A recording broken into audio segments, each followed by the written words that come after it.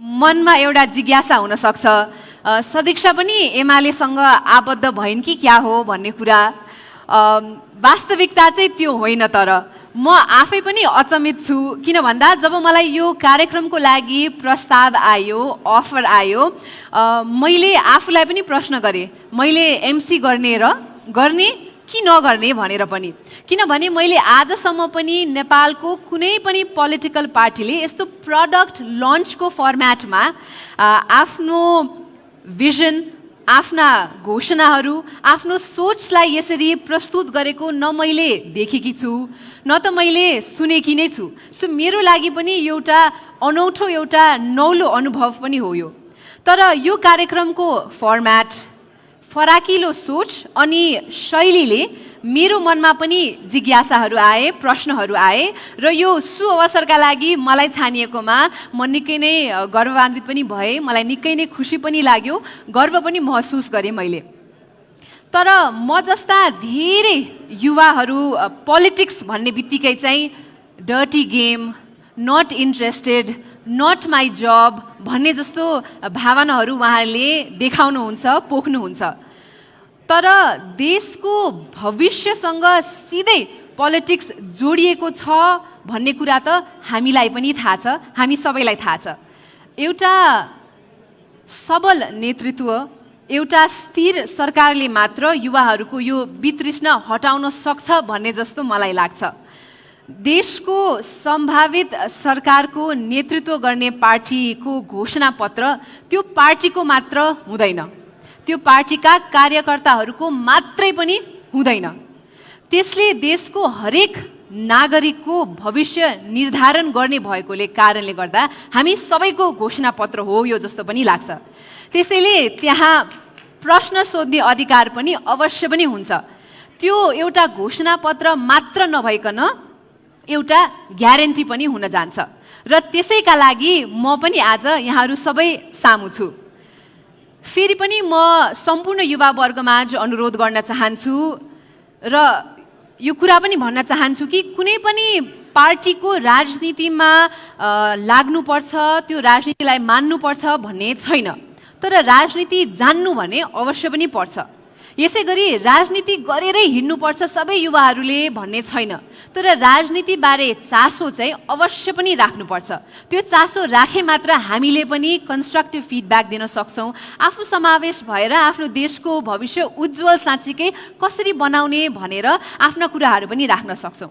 अब मेरो कुरा धेरै नराखिकन आज यहाँहरू सबैजना आउनुभएको छ, हाम्रो मिडिया साथीहरू पनि सबैजना आउनुभएको छ। हामी विभिन्न प्रोमिनेन्ट मिडिया च्यानलबाट यो लाइभ ब्रडकास्ट पनि गरिरहेका छौँ। त्यसै कारणले बहुमूल्य समयको घडी टिकटिक गर्दै अगाडि बढिरहेको छ। त्यसै कारणले कार्यक्रम पनि अब म सुरु गर्न चाहन्छु र सर्वप्रथम कार्यक्रम सुरु गर्न चाहन्छौँ हामी राष्ट्रिय गानबाट, नेसनल एन्थमबाट हामी कार्यक्रम सुरु गर्न जाँदैछौँ। त्यसै कारणले यहाँहरू सबैजनालाई म आफ्नो स्थानबाट राष्ट्रगानको सम्मानमा उभिदिनका लागि अनुरोध गर्न चाहन्छु र टेक्निकल टिमलाई राष्ट्रगान बजाइदिनका लागि पनि अनुरोध गर्दछु।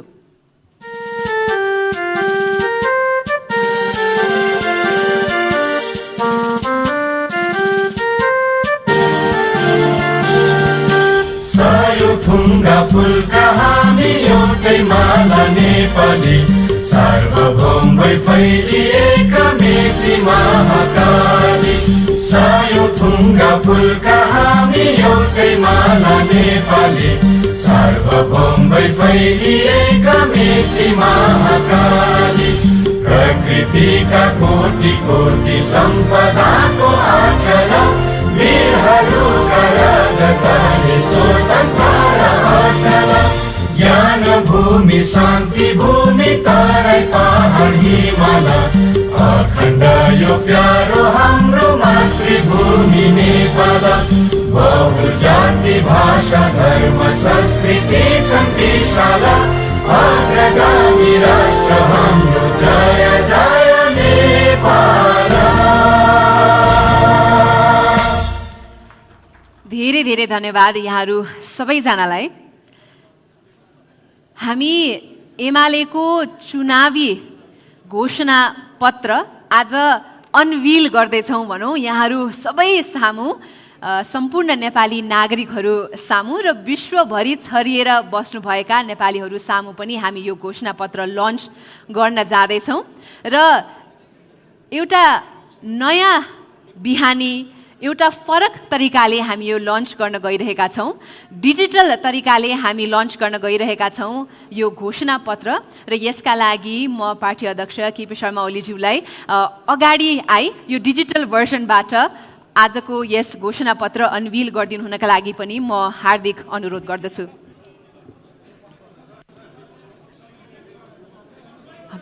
हात मात्रै राखिदी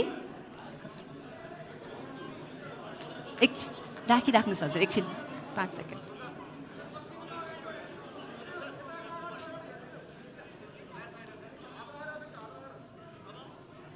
हामीले यसरी डिजिटली फिङ्गरप्रिन्ट स्क्यान गरेर यो गर्दैछौँ। धेरै धेरै धन्यवाद अध्यक्षज्यूलाई। हुन गइरहेको आम निर्वाचनका लागि हाम्रो पार्टी नेकपा एमाले भर्खरै घोषणापत्र जारी गरेको छ। यो घोषणापत्रमा सपना, मन्त्र, बाचा, अवसर, प्रतिबद्धता, अठोट र प्रश्नका करिब 20,000 शब्द छन्। यो घोषणापत्र पढ्दा तपाईले 2वटा प्रश्नको उत्तर पाउनुहुनेछ। पहिलो, सूर्य चिन्हमा मतदान किन गर्ने? दोस्रो, सूर्य चिन्ह बाहेक अन्त किन मतदान नगर्ने? उत्तर खोज्न सजिलो हुने गरी हाम्रो अध्यक्ष केपी ओलीले तपाईलाई 6वटा प्रश्न सोध्नु भएको छ। 1. राष्ट्रिय हित, स्वाधीनता र स्वाभिमानको रक्षा कि बाह्य सम्बन्धमा गम्भीर विचलन र राष्ट्रिय हितमा आघात? 2. राजनैतिक स्थायित्व कि सत्ता बाँडफाँडका नाममा अन्त्यहीन अस्थिरता र किचलो? 3. मितवी, पारदर्शी र जन उत्तरदायी शासन व्यवस्था कि सीमित व्यक्तिहरूको स्वार्थ पूर्तिका लागि राज्य संयन्त्रको दुरुपयोग? 4. राष्ट्रिय पुँजी निर्माण, आत्मनिर्भरता र मुलुकको समृद्धि कि अर्थतन्त्रको दोहन, परनिर्भरता र बर्बादी? 5. समृद्ध नेपाल, सुखी नेपालीको राष्ट्रिय आकांक्षाको प्राप्ति कि सीमित नेताहरूको सत्ता स्वार्थको परिपूर्ति? 6. स्वार्थ आधारित गठबन्धन कि नीतिगत नेतृत्वमा आधारित बलियो राष्ट्रिय शक्तिको निर्माण? यी प्रश्नका उत्तरमा घोत लिँदा तपाई स्वयंलाई महसुस हुनेछ किन सूर्य चिन्ह बाहेक अन्त मतदान गर्नुहुन्न भनेर। त्यसपछि घोषणापत्रमा सूर्य चिन्हमा किन मतदान गर्ने भन्ने बारेमा व्याख्या छन्, विश्लेषण छन्, तपाईलाई हेरेर कोरिएका सपना छन्। यस्ता हाम्रा सुन्दर गाउँलाई कसरी हराभरा र जीवन्त बनाउँछौं भन्ने बाचा छन्। सुत्केरी हुँदा महिलाले भोग्नु परेका सकसलाई कसरी हटाउँछौं भन्ने आइडिया छन्। युवाका आइटी र स्टार्टअपका कुरा छन्, सम्पन्न कृषिका कुरा छन्। आकांक्षा छन्, बाचा छन्, सपना छन्, विश्वास छन्। घोषणा पत्रमा हुटहुटी छ, देशलाई भोकमरीबाट बचाउने, जनतालाई रोजगारी दिलाउने, उद्यमीलाई हुर्काउने, उद्योगलाई फैलाउने। घोषणा पत्रमा मूल मन्त्र छ बलियो राष्ट्रियता र सुदृढ लोकतन्त्र। घोषणा पत्रमा पुग्न खोजेको गन्तव्य छ समृद्ध नेपाल, सुखी नेपाली।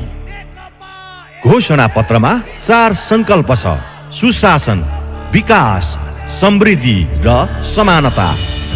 घोषणा पत्रमा 20 ग्यारेन्टी छन्। ग्यारेन्टी नम्बर 1, पहिलो सेसन समृद्धि अधिवेशन। समृद्धिको अभियानमा बाधक रहेका नीतिहरूमा सुधार गरिनेछ। अति राजनीतिकरणका कारण असक्षम बनेका राज्यका विभिन्न संस्थाहरूलाई पुनर्संरचना गरी सक्षम र व्यावसायिक बनाइनेछ। नागरिक प्रशासनलाई सक्षम, व्यावसायिक र जनताप्रति उत्तरदायी बनाइनेछ। राज्यका निकायहरूबीच अन्तर्निकाय समन्वयको प्रभावकारी व्यवस्था गरिनेछ। कार्य सम्पादनको सुनिश्चितताका लागि प्रभावकारी अनुगमनको संरचना निर्माण गरिनेछ। ग्यारेन्टी नम्बर 2, नागरिकता नेपालीलाई मात्र। हाम्रा काम राष्ट्रिय गौरव बढाउन र सबै नागरिकको सम्मानजनक जीवनस्तर हासिल गर्ने कार्यक्रममा केन्द्रित हुनेछन्। सरकार गठन भएको 1 महिनाभित्र वंशजका आधारमा नागरिकता दिने र 6 महिनाभित्र नागरिकता सम्बन्धी समस्या हल गरिनेछ। 1 वर्षभित्र राष्ट्रिय परिचय पत्र वितरण गरिनेछ। Guarantee number 3, hunger no longer. कृषि उत्पादनमा वृद्धि र आपूर्तिमा व्यापक सुधार गरिनेछ। सबै पालिकामा खाद्य भण्डार र सबै प्रदेशमा खाद्य गुणस्तर मापन तथा निर्धारण प्रयोगशाला स्थापना गरिनेछ। खानपिनका बानीमा परिवर्तन गरी स्वस्थ र सन्तुलित खानाको अवधारणा व्यापक गरिनेछ। कामका लागि खाद्यान्न तथा नगद कार्यक्रमबाट प्रतिवर्ष 1 लाख परिवारलाई खाद्य सुरक्षा दिइनेछ। प्रधानमन्त्री रोजगार कार्यक्रमबाट प्रतिवर्ष 3 लाख परिवारलाई आय आर्जन मार्फत खाद्य सुरक्षा प्रदान गरिनेछ। ग्यारेन्टी नम्बर 4, उत्पादन स्वदेशी बजार विदेशी। स्वदेशी कच्चा पदार्थमा आधारित र आयात प्रतिस्थापन गर्ने प्रकृतिका उपभोग्य वस्तुहरूको उत्पादनमा जोड दिइनेछ। स्वदेशमा उत्पादन हुने खाद्य वस्तु, जुत्ता, औषधि, सिमेन्ट जस्ता वस्तुहरूको उपयोगमा प्रोत्साहन गरिनेछ। यस्ता उत्पादनलाई प्रोत्साहित गर्ने गरी सहकारी तथा निजी क्षेत्रलाई कर, विद्युत महसुल तथा ऋणमा उपयुक्त ब्याज अनुदान दिइनेछ। भन्सार नियमनका माध्यमबाट समेत स्वदेशी उद्योग र उत्पादनलाई संरक्षण गरिनेछ। ग्यारेन्टी नम्बर 5, सुरक्षित छाना पुग्छ सबैको चाहना। कुनै पनि नेपाली नागरिक आवासविहीन वा सडक मानवका अवस्थामा रहनुपर्ने छैन। जनता आवास तथा सुरक्षित आवासका माध्यमबाट आवासको अधिकारलाई सुनिश्चित गरिनेछ।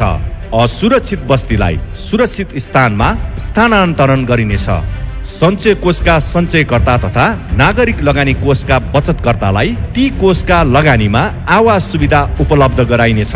सबै आवासहरू सुरक्षित र आधारभूत सुविधा सहितका हुनेछन्। ग्यारेन्टी नम्बर 6, कमाई युवाको रोजाइ।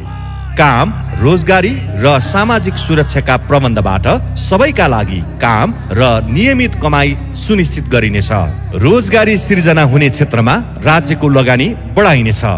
रोजगारी र उद्यमशीलता उन्मुख स्वरोजगारीका लागि सिप, पुँजी र व्यावसायिक तालिम दिइनेछ।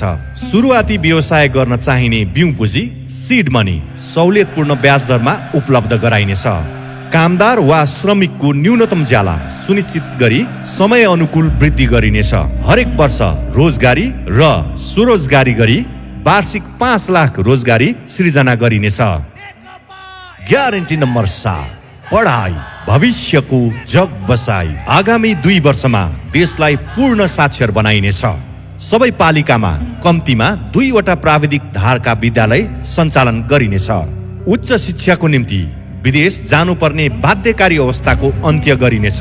देशका सरकारी अनुदानबाट पोषण गरिएका विद्यालय, महाविद्यालय र विश्वविद्यालयलाई रोजगारी केन्द्रित शिक्षामा जोड दिँदै स्तरीकरण गरिनेछ। ग्यारेन्टी नम्बर 8, प्रेसर सुगर होइन बिरामी औषधि बेगर। सबै पालिकामा आधारभूत स्वास्थ्य सुविधा पुर्याइनेछ। 60 वर्षभन्दा माथिका नागरिकका लागि उच्च रक्तचाप र मधुमेह रोगको निशुल्क परीक्षण तथा औषधि उपलब्ध गराइनेछ। प्रभावकारी स्वास्थ्य बीमा कार्यक्रम मार्फत नागरिकको स्वास्थ्य उपचार सहज बनाइनेछ। सबै पालिकामा आधारभूत अस्पताल र प्रदेशहरूमा विशिष्टीकृत अस्पतालको व्यवस्था गरिनेछ। प्रसुति सेवा सहित महिला स्वास्थ्यको रक्षा गरिनेछ। सबै बालबालिकालाई पूर्ण खोप सुनिश्चित गरिनेछ। अधिकांश रोगको उपचार स्वदेशमा नै हुने प्रबन्ध गरिनेछ। Guarantee number 9, free meter 10,000 litre. आगामी 2 वर्षभित्रै सबै परिवारमा पिउने पानीको आधारभूत सुविधा पुर्याइनेछ। सबै परिवारलाई मासिक 10,000 लिटरसम्म पानी निशुल्क उपलब्ध गराइनेछ। फोहोरको वैज्ञानिक व्यवस्थापन गरिनेछ। Guarantee number 10, free unit 50 unit. 2 वर्षमा विद्युतमा पहुँच हुने जनसङ्ख्या 100% पुर्याइनेछ। सबै परिवारलाई गृहस्थ उपभोगका निम्ति वर्षायाममा मासिक 50 युनिट र युद्धयाममा मासिक 30 युनिट विद्युत निशुल्क उपलब्ध गराइनेछ। 5 वर्षमा विद्युत उत्पादन क्षमता 6500 मेगावाट र प्रति व्यक्ति विद्युत खपत 700 किलोवाट प्रति घण्टा पुर्याइनेछ। ग्यारेन्टी नम्बर 11, खेतीबारीमा पानी खाडीमा होइन स्वदेशमै जवानी। आगामी 3 वर्षमा सतह तथा भूमिगत सिंचाइबाट तराई मधेसको थप 3 लाख हेक्टर जमिन सिंचित गरिनेछ। सिंचाइलाई वर्षायामको बिजुली महसुलमा 50% र हिउँदयामको बिजुलीमा 25% छुट दिइनेछ। कृषि आधारित उद्योगमा संलग्न हुने युवा तथा वैदेशिक रोजगारीबाट फर्केका नेपालीहरूलाई ऋण तथा सहुलियतका स्किमहरू ल्याइनेछ। कृषि उपजको समर्थन मूल्य तोक्ने र कृषि उपजको व्यावसायिक उत्पादनकर्तासँग अग्रिम कृषि उपज खरिद सम्झौता गरिनेछ। कृषि उपजको बिमाको व्यवस्था गरिनेछ। ग्यारेन्टी नम्बर 12, दिनदिनै सडक विस्तार, विकासका पूर्वाधारको आधार। हरेक जिल्ला सदरमुकामलाई रणनीतिक सडक सञ्जालमा जोडिनेछ। 2 वर्षभित्र सबै पालिकाका केन्द्र जोड्ने पक्की सडक निर्माण गरिनेछ। निर्माणाधीन राष्ट्रिय राजमार्ग र रणनीतिक सडकहरू 5 वर्षभित्र सम्पन्न गरिनेछ। भौगोलिक विकटताले सम्भव नभएका बाहेक आधा घण्टा भित्रको दूरीमा सबै गाउँ बस्तीलाई सडकको पहुँचमा पुर्याइनेछ। स्थानीय, प्रदेश तथा संघीय सरकारका सहकार्यमा मुख्य शहरी क्षेत्रमा सहज, सुलभ र भरपर्दो सार्वजनिक यातायात सेवाको प्रबन्ध गरिनेछ। सहरलाई प्रदूषण मुक्त तुल्याउन तथा हरित एवं नवीकरणीय ऊर्जा प्रयोगलाई बढाउन सार्वजनिक र अन्य सबै यातायातमा विद्युतीय सवारी साधनलाई प्रोत्साहित गरिनेछ। सार्वजनिक यातायात व्यवस्थापनमा डिजिटल प्रणाली लागू गरिनेछ। ग्यारेन्टी नम्बर 13, भूमिगत तार, सहर बजार। प्रमुख सहरको सौन्दर्यका लागि विद्युत लाइन, टेलिफोन लाइन, खानेपानीका पाइप, दूरसञ्चार सेवा, केबल टिभी आदिका तारहरू भूमिगत गरिनेछन्। सूचना प्रविधिका माध्यमबाट चुहावट नियन्त्रण र समयमा नै तिनको मर्मत सम्भार गरिनेछ। प्रादेशिक राजधानीहरूको गुरु योजना बनाई कार्यान्वयन गरिनेछ। ग्यारेन्टी नम्बर 14, नो लाइन सेवा अनलाइन। आगामी 2 वर्षभित्रमा स्थानीय तहका सबै प्रशासकीय भवनको निर्माण सम्पन्न गरिनेछ। डिजिटल नेपाल फ्रेमवर्क कार्यान्वयन गरी सरकारी सेवा अनलाइन प्रणालीद्वारा उपलब्ध गराइनेछ। ग्यारेन्टी नम्बर 15, 5 लाख रोजगार, न्यूनतम ज्याला 25,000। हरेक व्यक्तिलाई गर्भावस्थादेखि वृद्धावस्थासम्म राज्यद्वारा सुरक्षा दिइनेछ। ज्येष्ठ नागरिक, दलित, एकल महिला, अपाङ्गता भएका व्यक्ति, लोपोन्मुख जाति तथा लक्षित वर्ग र क्षेत्रका बालबालिका गरी 5 वर्षमा 60 लाख नागरिकलाई सामाजिक सुरक्षा भत्ता दिइनेछ। अधिकांश श्रमिक तथा कर्मचारी सामाजिक सुरक्षाको दायरामा आएका हुनेछन्। औपचारिक क्षेत्रका सबै र अनौपचारिक क्षेत्रका 75% श्रमिकहरू योगदानमा आधारित सामाजिक सुरक्षाको दायरामा समेटिनेछन्। स्वदेश तथा विदेशमा ज्याला रोजगारी तथा स्वरोजगारीमा रहेका सबैलाई योगदानमा आधारित सामाजिक सुरक्षाको दायरामा समेटिनेछ। आर्थिक वृद्धिका आधारमा सबै प्रकारका भत्ता वृद्धि गरिनेछ। न्यूनतम ज्याला मासिक रु 25,000 पुर्याइनेछ। ग्यारेन्टी नम्बर 16, समृद्धिसँगको नाता, सबैको बैंक खाता। आगामी 2 वर्षमा सबैको बैंक खाता भएको हुनेछ। 5 वर्षमा सबै वयस्क व्यक्तिलाई कुनै न कुनै बैंक, लघु वित्त लगायतका वित्तीय कारोबारमा जोडिनेछ। सबै साना कृषक तथा साना व्यवसायीलाई लघु बीमा सेवा उपलब्ध हुनेछ। उद्यमशीलतामा जोडिन चाहने नागरिकलाई सहुलियतपूर्ण ब्याज दरमा ऋण उपलब्ध गराइनेछ। सहकारी संस्थाका सदस्यहरू 1 करोड र सहकारीबाट परिचालन गर्ने बचत रु 10 खर्ब पुर्याइनेछ। ग्यारेन्टी नम्बर 17, स्वस्थ महिनावारी 1500 वर्षभरि। महिनावारी हुने उमेर समूहका देशभरिका सम्पूर्ण महिलाका लागि गुणस्तरीय स्यानिटरी प्याड वा अन्य वैकल्पिक साधन खरिद निम्ति वार्षिक रु 1500 उपलब्ध गराइनेछ।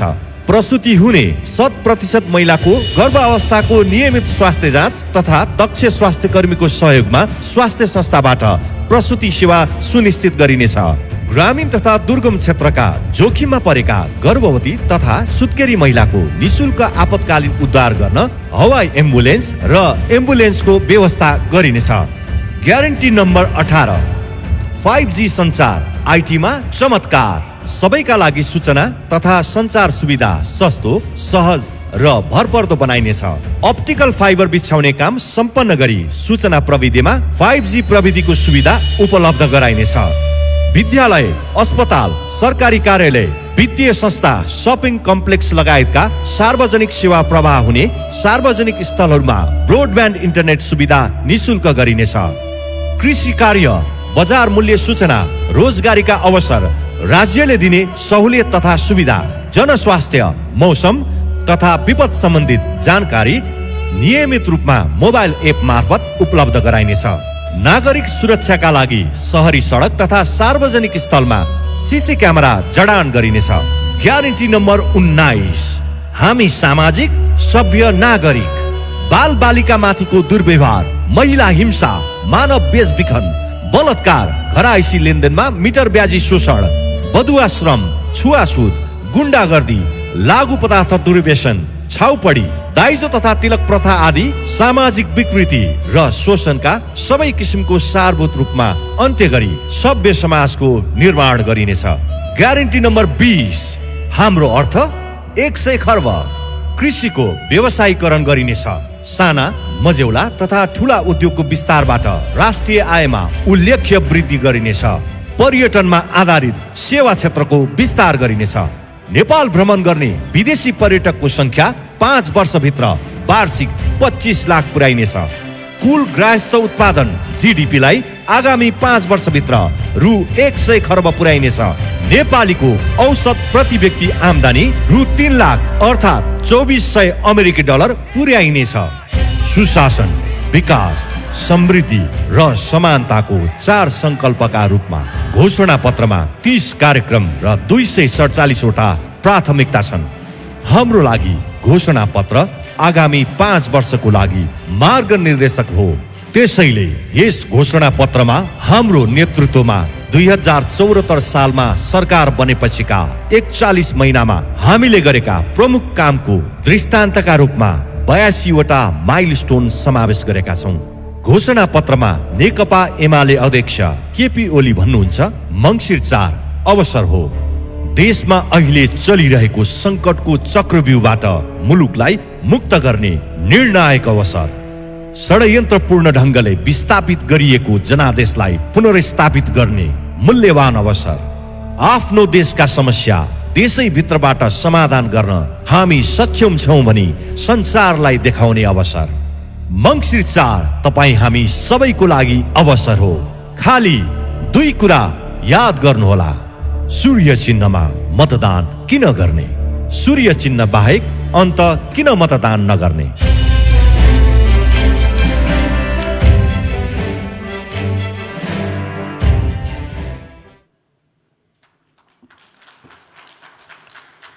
पाँच वर्ष एमाले गर्छ भन्ने यो ट्याग लाइन लिएर पनि एमाले अघि सरेको छ। आकांक्षा, सपना, बाचाबाट सजिएको यो घोषणा पत्र या भनौँ यी ग्यारेन्टीहरू अगाडि आएका छन्। यहाँहरू यो हलतर्फ आउँदै गर्दाखेरि पनि विभिन्न पोस्टर, विभिन्न ब्यानरहरू त अवश्य पनि देख्नुभयो होला, जहाँ लाइभ बहसको मेन्सन पनि गरिएको थियो। हामी लाइभ छौँ र हामीलाई विश्वभरिबाट लाखौँले प्रत्यक्ष प्रसारण यो हेरि पनि राख्नु भएको छ। अब हामी कार्यक्रम डोराउन चाहन्छौँ त्यही बहस वा भनौँ कन्भर्सेसन, कुराकानीतर्फ, र हामी सबैलाई सोध्न मन लागेका प्रश्नहरू अवश्य पनि छन् होला। केपी शर्मा ओलीज्यू हामी माझ हुनुहुन्छ। उहाँको आर्टिकुलेसन बारे मैले धेरै कुरा गरिराख्नु पर्दैन, जवाफ उहाँसँग छ।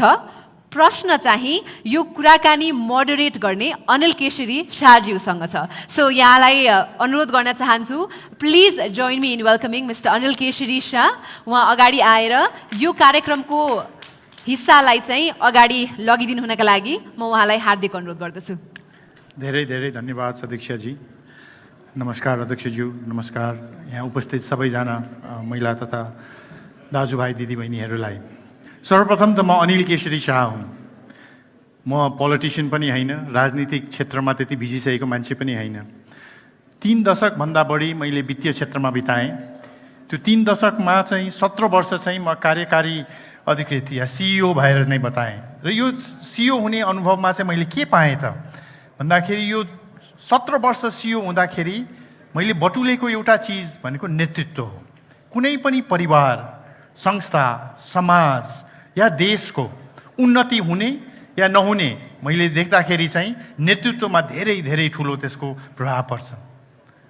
त्यो कारणले गर्दाखेरि जब पार्टीले चाहिँ आएर एउटा कुराकानी गरिदिउँ न त हाम्रो अध्यक्षज्यूसँग भन्दाखेरि म आज यहाँ किन आएँ त म पनि एउटा नेपालको छोरा हुँ, म पनि एउटा नेपाली हुँ। प्रजातन्त्र भनेको एउटा पार्टीले कुनै पार्टीहरूको मात्रै खेलमा हामी सबैजना चाहिँ साइडमा बसेर दर्शक बन्ने होइन। प्रजातन्त्र भनेको हरेक नेपाली खेलाडी हो र त्यो हरेक नेपाली खेलाडी हुँदाखेरि यत्रो ठुलो पार्टीले यो अवसर दिँदाखेरि म किन नआउने त? आज हाम्रो देशमा कुनै चिजको पनि अभाव छ भनेदेखि राम्रो नेतृत्वको अभाव होला। पसिना बगाउनु, बुद्धि चलाउनु, नेपालको छोराछोरीहरू विदेश गइरहेको छन्। त्यो किन भन्दाखेरि यहाँ उहाँहरूले अवसर नपाएर, एउटा राजनीतिक दलले आउटसाइड द बक्स भन्छौँ हामी, थिङ्किङ गरेर सुरुवातबाट नै हामी फरक किसिमले घोषणा नै फरक गरौँ, हामीले प्रतिबद्धता नै फरक किसिमको गरौँ र 5 वर्षमा हामीले यो देशलाई अर्कै ठाउँमा लिएर जान्छु भनेर उहाँले भन्नुहुन्छ भनेदेखि त्यो अवसरमा मलाई चाहिँ यहाँ आएर 2 शब्द बोलिदिनुहोस् या चाहिँ कुराकानी गरिदिनुहोस्। हाम्रो अध्यक्षज्यूसँग के प्रश्न छ? यो प्रश्न चाहिँ यदि एउटा पोलिटिकल पार्टीको एउटा मान्छेको भन्दा पनि मैले यहाँ बस्दा नै लेखिरहेको थिएँ र पहिला पनि लेखेको प्रश्न चाहिँ सबै नेपाली जनताले जान्नु चाहने प्रश्न।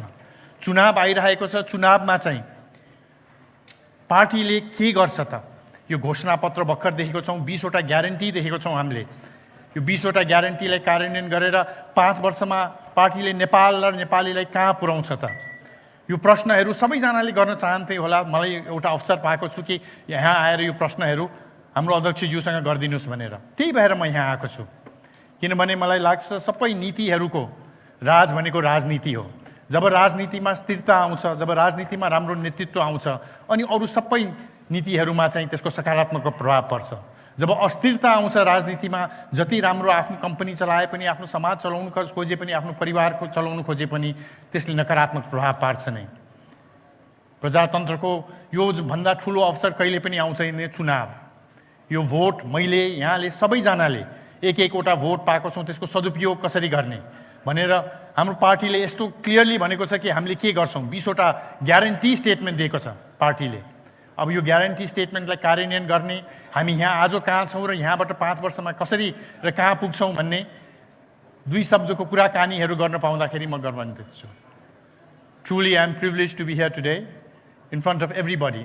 नेपाली दाजुभाइहरू नेपालमै, यो हलमा मात्र होइन, नेपालको प्रान्त एकदेखि सुदूर पश्चिमसम्म, हिमाल, पहाड, तराई सबैजना र संसारभरि फैलिएको लाइभबाट हेरिराख्नु भएको छ।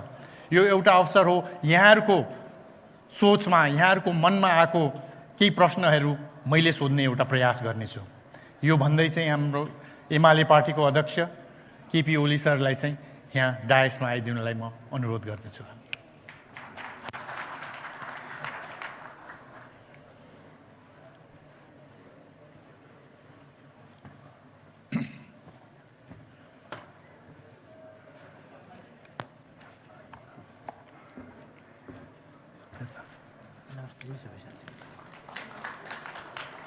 हजुर,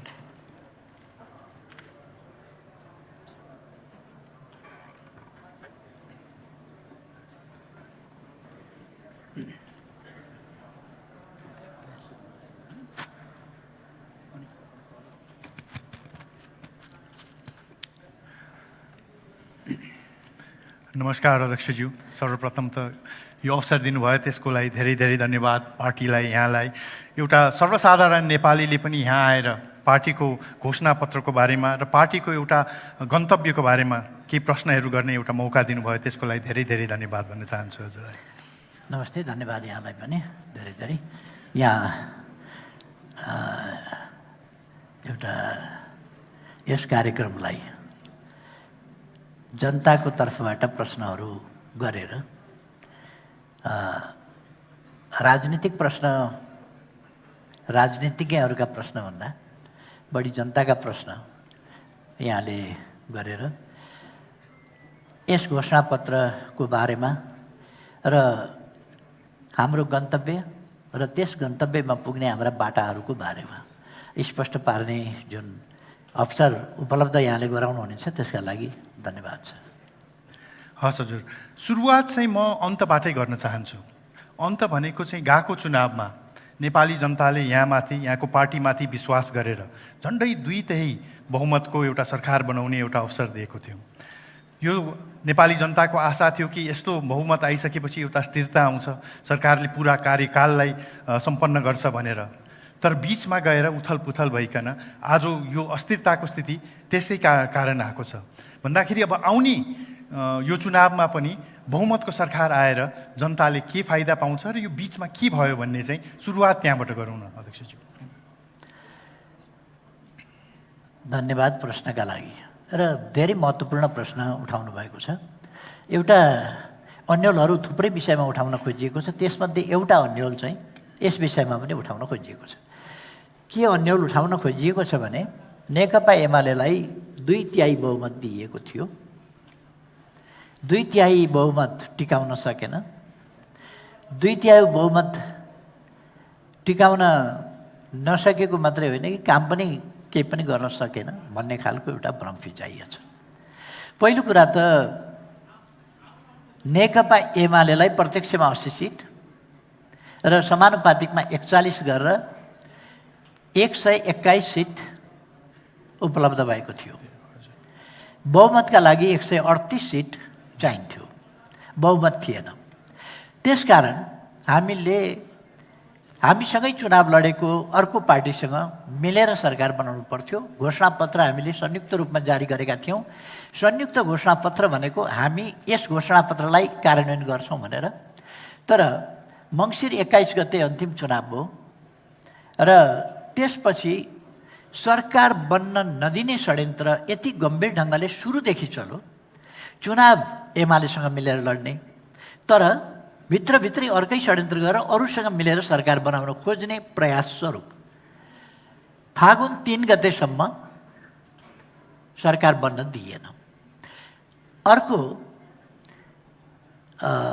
बहादुर भवन अथवा निर्वाचन आयोगको कार्यालयबाट राष्ट्रपति भवन महाराजगञ्ज पैदल हिँड्दा 10 देखि 15 मिनट लाग्ला। परिणाम निर्वाचन आयोगबाट राष्ट्रपति कार्यालयमा आइपुग्न 2.5 महिना जति लाग्यो। निर्वाचन आयोगले परिणाम नै पठाएन, विभिन्न हत्तो थापेर।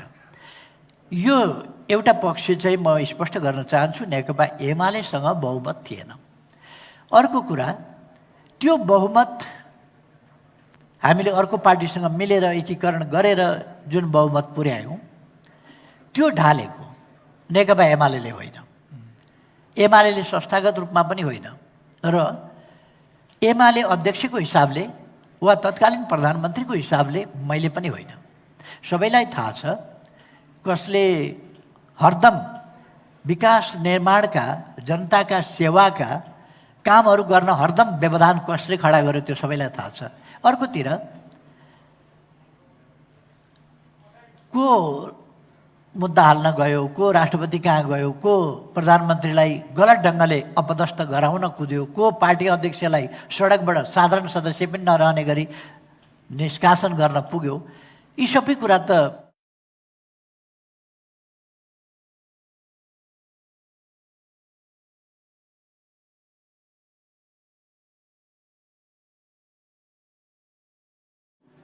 एमाले छोडेर, एमाले तोडेर र एमाले फोड्नका लागि, एमाले तोड्नका लागि संविधान मिचेर, संसद छलेर 12 बजे रातिसम्मको संसद बन्द गरेर भोलि बिहान अध्यादेश जारी गर्ने, 40% वा 40 पार्टी र संसदको 40% भनेका ठाउँमा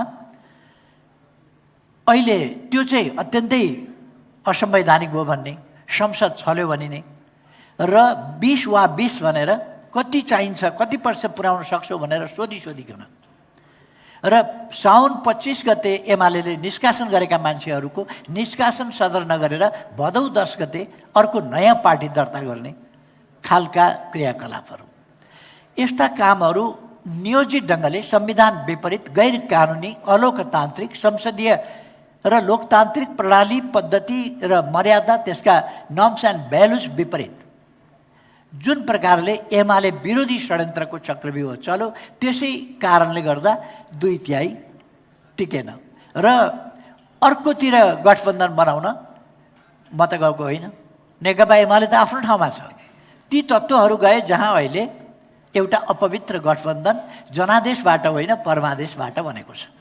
त्यसकारण यसमा स्पष्ट हुनुपर्दछ कि त्यस्ता तत्त्वहरूले गर्दा बहुमत एमालेको नभएकै हुनाले, जोडजाम गरेको हुनाले त्यस्तो भयो। यसर्थ अहिले म तपाईँले जुन जिज्ञासा राख्नुभयो नि, अहिले म के नेपाली जनता समक्ष के आग्रह गर्न चाहन्छु, विनम्र अनुरोध गर्न चाहन्छु भने नेकपा एमाले मात्रै यस्तो पार्टी हो जोसँग देश बनाउने भिजन छ, जोसँग नीति छ, जोसँग कार्यक्रम छ, जोसँग प्रतिबद्धता छ।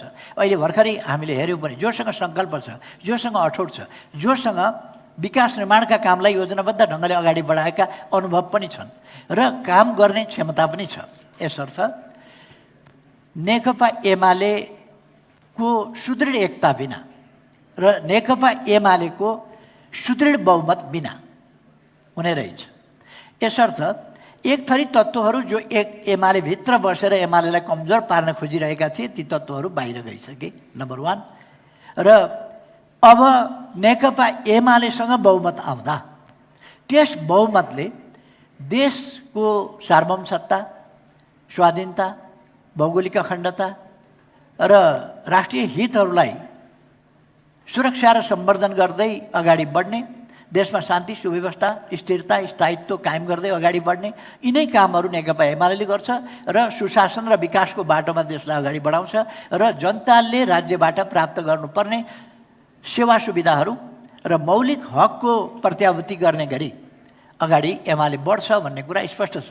त्यसर्थ नेकपा एमालेलाई बहुमत दिन आवश्यक छ, जो घोषणापत्र, यो निर्वाचन अगाडि सबैले घोषणापत्र जारी गर्छ, तर नेकपा एमालेले जारी गरेको घोषणापत्र यो जनतालाई अल्मल्याउनका लागि, छकाउनका लागि होइन, यो देश विकासको मार्गचित्र हो, यो देश विकासको निम्ति एउटा सङ्कल्प हो, यो देश विकासका निम्ति एउटा प्रतिबद्धता हो।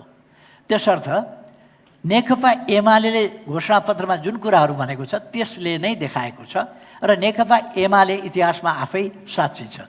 देशका लागि, जनताका लागि, जनतालाई माया गर्ने, देशलाई माया गर्ने, विकास प्रेमी र विकास प्रेमी मात्रै होइन, विकासका निम्ति प्रतिबद्ध र विकासका निम्ति क्रियाशील र नेतृत्व गर्न सक्ने पार्टी हो। यसकारण विगतमा झन्डै 2/3 मुस्किलले विभिन्न ढङ्गले जोडजाम गरेर पुर्याएका थियौँ, तर त्यस्ता तत्त्वहरूसँग मिलेर पुर्याएको हुनाले त्यो कायम रहन सकेन।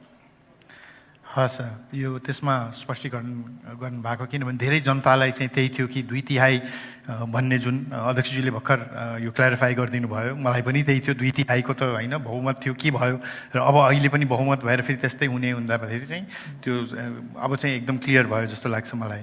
र सबभन्दा राम्रो मलाई लागेको चाहिँ एउटा होइन, वित्तीय क्षेत्रमा कार्यरत पार्टीको चाहिँ समृद्ध नेपाल, सुखी नेपाली भन्ने त्यसमा चाहिँ स्पष्ट एउटा गन्तव्य छ पार्टीको चाहिँ। र आजको यो घोषणापत्रमा पनि मैले टिपिरहेको थिएँ, पहिलो अधिवेशन नै समृद्धिको अधिवेशनलाई ग्यारेन्टी गर्ने भन्नुभएको छ।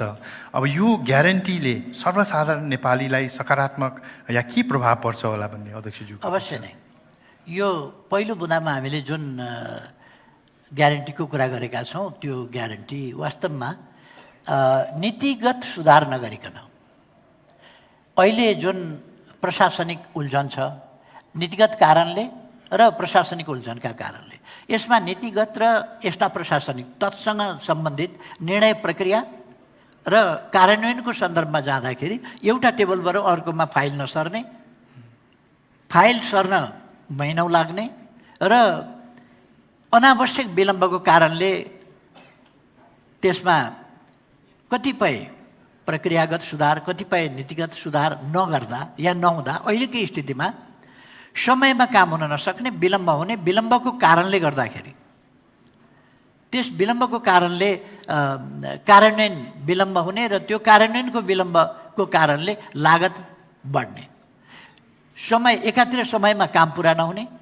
अर्कातिर खर्च बढ्ने, त्यो समयमा कार्यान्वयन भइदिएको भए त्यसदेखि पछि ढिलो भएर कार्यान्वयन हुँदाका बिचको समयको जुन नोक्सानी हो, त्यो नोक्सानी यस्ता कुराहरूबाट बचाउनका लागि र देशलाई विकासको गतिमा तीव्रता दिनका लागि पहिले त हामीले नीतिगत सुधार गर्न जरुरी छ र प्रक्रियागत सुधार गर्न जरुरी छ, कार्यशैलीमा सुधार गर्न जरुरी छ। त्यसका निम्ति पहिले त कानुनका सुधारदेखि लिएर कतिपय ठाउँमा हुनसक्छ संविधानको सुधार, संविधानमा संशोधन, कतिपय ठाउँमा अब संविधानमा संशोधन हुने गरीको वातावरण बन्छ कि बन्दैन,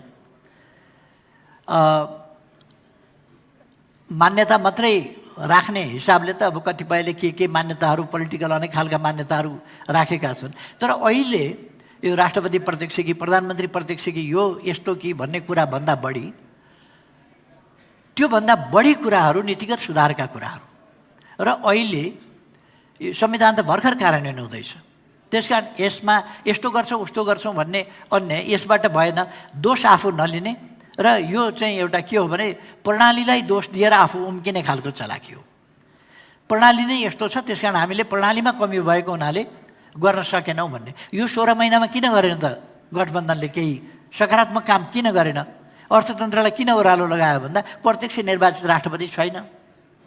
त्यसकारण अब प्रत्यक्ष निर्वाचित राष्ट्रपति किन 16 महिनामा काम हुन सकेन भन्दा प्रत्यक्ष निर्वाचित प्रधानमन्त्री छैन। त्यसकारण यस्ता कुराहरू भन्दा आफूमा कमीहरू हटाउनु पर्यो र नीतिगत कमीहरू हटाउनु पर्यो र काम छिटो छरितो गर्नका निम्ति आवश्यक पृष्ठभूमि आधार तयार गर्नु पर्यो। नीतिगतदेखि प्रक्रियागत आधारहरू तयार गर्नु पर्यो र सबै व्यवधानहरू पन्छाउनु पर्यो। त्यसकारण हामीले पहिलो वर्ष यी कामहरू गरेर बाँकी तीव्रताका साथ अगाडि बढ्ने। पहिलो वर्ष हामी अरू कुरामा तीव्रता दिँदैनौँ भनेको होइन, अरूमा तीव्रता दिन्छौँ, विकास निर्माणमा तीव्रता दिन्छौँ, सुशासन कसरी बढाउने त्यसमा पनि तीव्रता दिन्छौँ। तर बढी कानुन निर्माण, नीतिगत सुधार आदिका पक्षहरू र प्रक्रियागत सुधारका पक्षहरू, विलम्बकारी कुराहरू र उल्झनकारी व्यवधानकारी कुराहरूलाई देशका निम्ति, जनताका निम्ति, विकासका निम्ति, अग्रगमनका निम्ति अनुकूल बनाउने गरी अगाडि बढ्ने। यो धेरै गहिरो कुरा गर्नुभयो अध्यक्षज्यूले। किनभनेदेखि हामीलाई पनि लाग्छ राजनीतिमा नलागेको, निजी क्षेत्रमा होस् सामाजिक क्षेत्रमा लागेकोलाई पनि कानुन त राम्रो छ, संविधान राम्रो आयो, तर त्यसको कार्यान्वयन किन हुन सकेन भनेर चाहिँ अध्यक्षज्यूले भन्नुभएको चाहिँ मलाई धेरै सकारात्मक लाग्यो त्यो चाहिँ। किनभने साँच्ची नै त्यसलाई कार्यान्वयन, जुन चाहिँ हाम्रो एउटा सोच छ त्यसलाई कार्यान्वयन गर्ने हो भनेदेखि चाहिँ भित्रै हेरेर चाहिँ कहाँ कुहिएको छ त्यो कुहिएकोलाई चाहिँ निकाल्ने हो कि त्यसलाई कसरी हुन्छ परिवर्तन गर्ने हो। त्यो नगरिकन झन्झन राम्रो मात्रै कागजमा मात्रै राम्रो कार्यान्वयन, यस्तो स्क्रिनमा राम्रो पावर पोइन्ट देखाएर मात्रै हुँदैन। यो सोचले चाहिँ साँच्चै नै जुन चाहिँ चिज चाहिएको छ नेपालमा अहिले, जुन चाहिँ भ्यागुते छलाङ लगाउने भनौँ या जसरी हामी अगाडि बढाउन चाहन्छौँ अर्थतन्त्रलाई भनौँ या हाम्रो देशलाई नै, यो नीतिगत सुधार नभइकन चाहिँ नहोला भन्ने त्यो चाहिँ अध्यक्षज्यू पार्टीको चाहिँ यस्तो मूल सोचमै आएको चाहिँ मलाई धेरै खुसी लाग्यो। अब यो सँगसँगै चाहिँ अब हामी सबैजनालाई थाहा भएको हो त्रिभुवन अन्तर्राष्ट्रिय विमानस्थलमा गयौँ भनेदेखि हरेक दिन सयौँ अनि हजारौँ लाखौँ नेपालको छोराछोरीहरू विदेश गइरहेको छन्। विदेश किन गयो भनेर सोध्यौँ भनेदेखि उहाँहरू राजनीतिक कारणले, धार्मिक कारणले, सामाजिक कारणले होइन, उहाँहरू सबैजना जानुभएको चाहिँ सिर्फ आर्थिक कारणले हो। पेटको यो आगोलाई कसरी पाल्ने भनेर गइराख्नु भएको छ होइन। विकास र समृद्धिको विषयमा त हाम्रो घोषणापत्रले धेरै कुराहरू उठाएको छ र ठुलो पूर्वाधारहरू पनि विकास गर्ने भन्ने एउटा प्रतिबद्धता पनि आएको छ।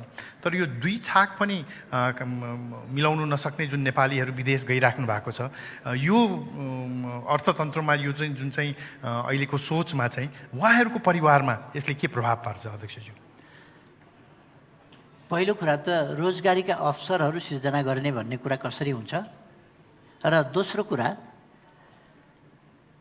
आम्दानी कसरी हुन्छ।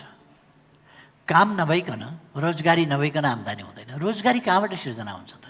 दुईटा हिसाबले, एउटा सरकारी वा कम्पनीहरू वा अन्य विभिन्न उद्यमशीलता जहाँ छ त्यहाँबाट रोजगारी हुन्छ, अथवा आफैले उद्यमशीलताको सिर्जना गर्ने र त्यो उद्यमशीलताबाट आफू रोजगार हुने, स्वरोजगार हुने र अरूलाई पनि रोजगारीका अवसरहरू उपलब्ध गराउने। यदि हामीले यसका दुईटा पक्ष छन् यो पूर्वाधार विकासको सन्दर्भमा। एउटा पूर्वाधारको विकास नभइकन, जस्तो भौतिक पूर्वाधार, तपाईले आधुनिकता ल्याउनका लागि या देशलाई आधुनिक संसारमा प्रवेश गराउनका लागि, व्यापारमा प्रयोग बनाउनका लागि, के अरे पहुँच पुर्याउनका लागि कृषि त उत्पादन गर्नुभयो, तर कृषि उपजले बजार पाएन भने, बाटो छैन भने बजार कसरी पाउँछ? कसरी पुर्याउने त्यहाँसम्म? कृषि उपजका लागि त्यहाँसम्म मल, बिउ आदि इत्यादि कुराहरू कसरी पुर्याउने यदि यातायातको सुविधा छैन भने? त्यसकारण हामीले पूर्वाधारको विकास गर्नै पर्यो। बिजुली छैन भने कृषिको आधुनिकीकरण कसरी गर्नुहुन्छ? तलको पानी माथि कसरी ल्याउनुहुन्छ बिजुली छैन भने? त्यसकारण यो पूर्वाधारको विकास, राम्रो शिक्षा तपाईँ भवन छैन भने कसरी दिनुहुन्छ? चौरीमा दिने, पानी परेका ठाउँमा कसरी दिनुहुन्छ? घाम लागेका ठाउँमा कसरी दिनुहुन्छ? शीत परिराखेका ठाउँमा कसरी दिनुहुन्छ? त्यसकारण भौतिक पूर्वाधार र मानवीय पूर्वाधार अथवा सामाजिक पूर्वाधार विकासका दुईटा पक्ष छन्। एउटा मानव संसाधनको विकास, शिक्षाको, स्वास्थ्यको आदि, अर्को चाहिँ भौतिक पूर्वाधारको। यी चिजहरू गरेन भने तपाईँले विदेश जान रोका भनेर अथवा फर्क हे फर्क नेपाली तिमीलाई डाक्छ हिमाल भन्ने गीत गाएर त मान्छे रोकिनेवाला वा फर्किनेवाला त हुँदैन। तपाईँले यहाँ रोजगारीका अवसर कसरी सिर्जना गर्न सक्नुहुन्छ भन्दा अघि जुन देखाइयो, औद्योगिक क्षेत्र, औद्योगिकीकरण, कृषिको आधुनिकीकरण, पर्यटनको विकास, सेवाका क्षेत्रहरूको विकास, शिक्षा स्वास्थ्य क्षेत्रको विकास, बाटाघाटाको विकास, एयरपोर्टको विकास, होटलहरूको विकास, विद्यालय शिक्षालयको विकास, अस्पतालहरूको विकास र त्यहाँ दक्ष जनशक्ति र त्यसले जनतालाई सेवा पुर्याउने कुरा। त्यसका निम्ति दक्ष जनशक्तिको निर्माण, दक्ष जनशक्तिमा सामान्य जनशक्तिलाई दक्षमा परिणत गर्ने सिप विकास र तालिमहरूको, व्यावसायिक तालिमहरूको प्रयोग आदि कुराहरू कसरी निस्किन्छन् भन्दा व्यवसाय छ भने व्यावसायिक तालिम हुने भयो, व्यवसाय छैन भने त तालिम के हुन्छ? त्यसर्थ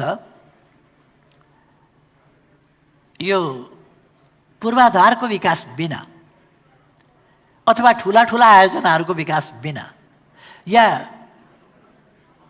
ठुला कार्यक्रम नै हुन्, कृषिको राष्ट्रव्यापी रूपमा कृषिको आधुनिकीकरण, कृषिका निम्ति सिँचाइका प्रबन्ध, नदीका पानीलाई नदी डाइभर्सन मार्फत, टनल मार्फत कृषिमा पुर्याउने, जस्तो हामी तराईको 1,85,000 बिघा जमिन सिँचाइ गर्नका लागि सुनकोशी मरिन डाइभर्सन गर्दैछौँ। यस्ता डाइभर्सनका आयोजनाहरू अथवा विद्युतका ठुला आयोजनाहरू जसले अनेक प्रकारका काम सिर्जना गर्छ। त्यसर्थ यो युवाहरू विदेश गइराखेका छन्, यहाँ तपाईँ उद्योग धन्दा विकास कृषिको विकासको कुरा गर्नुहुन्छ, कसरी मिल्यो भन्ने कुरा हुँदैन।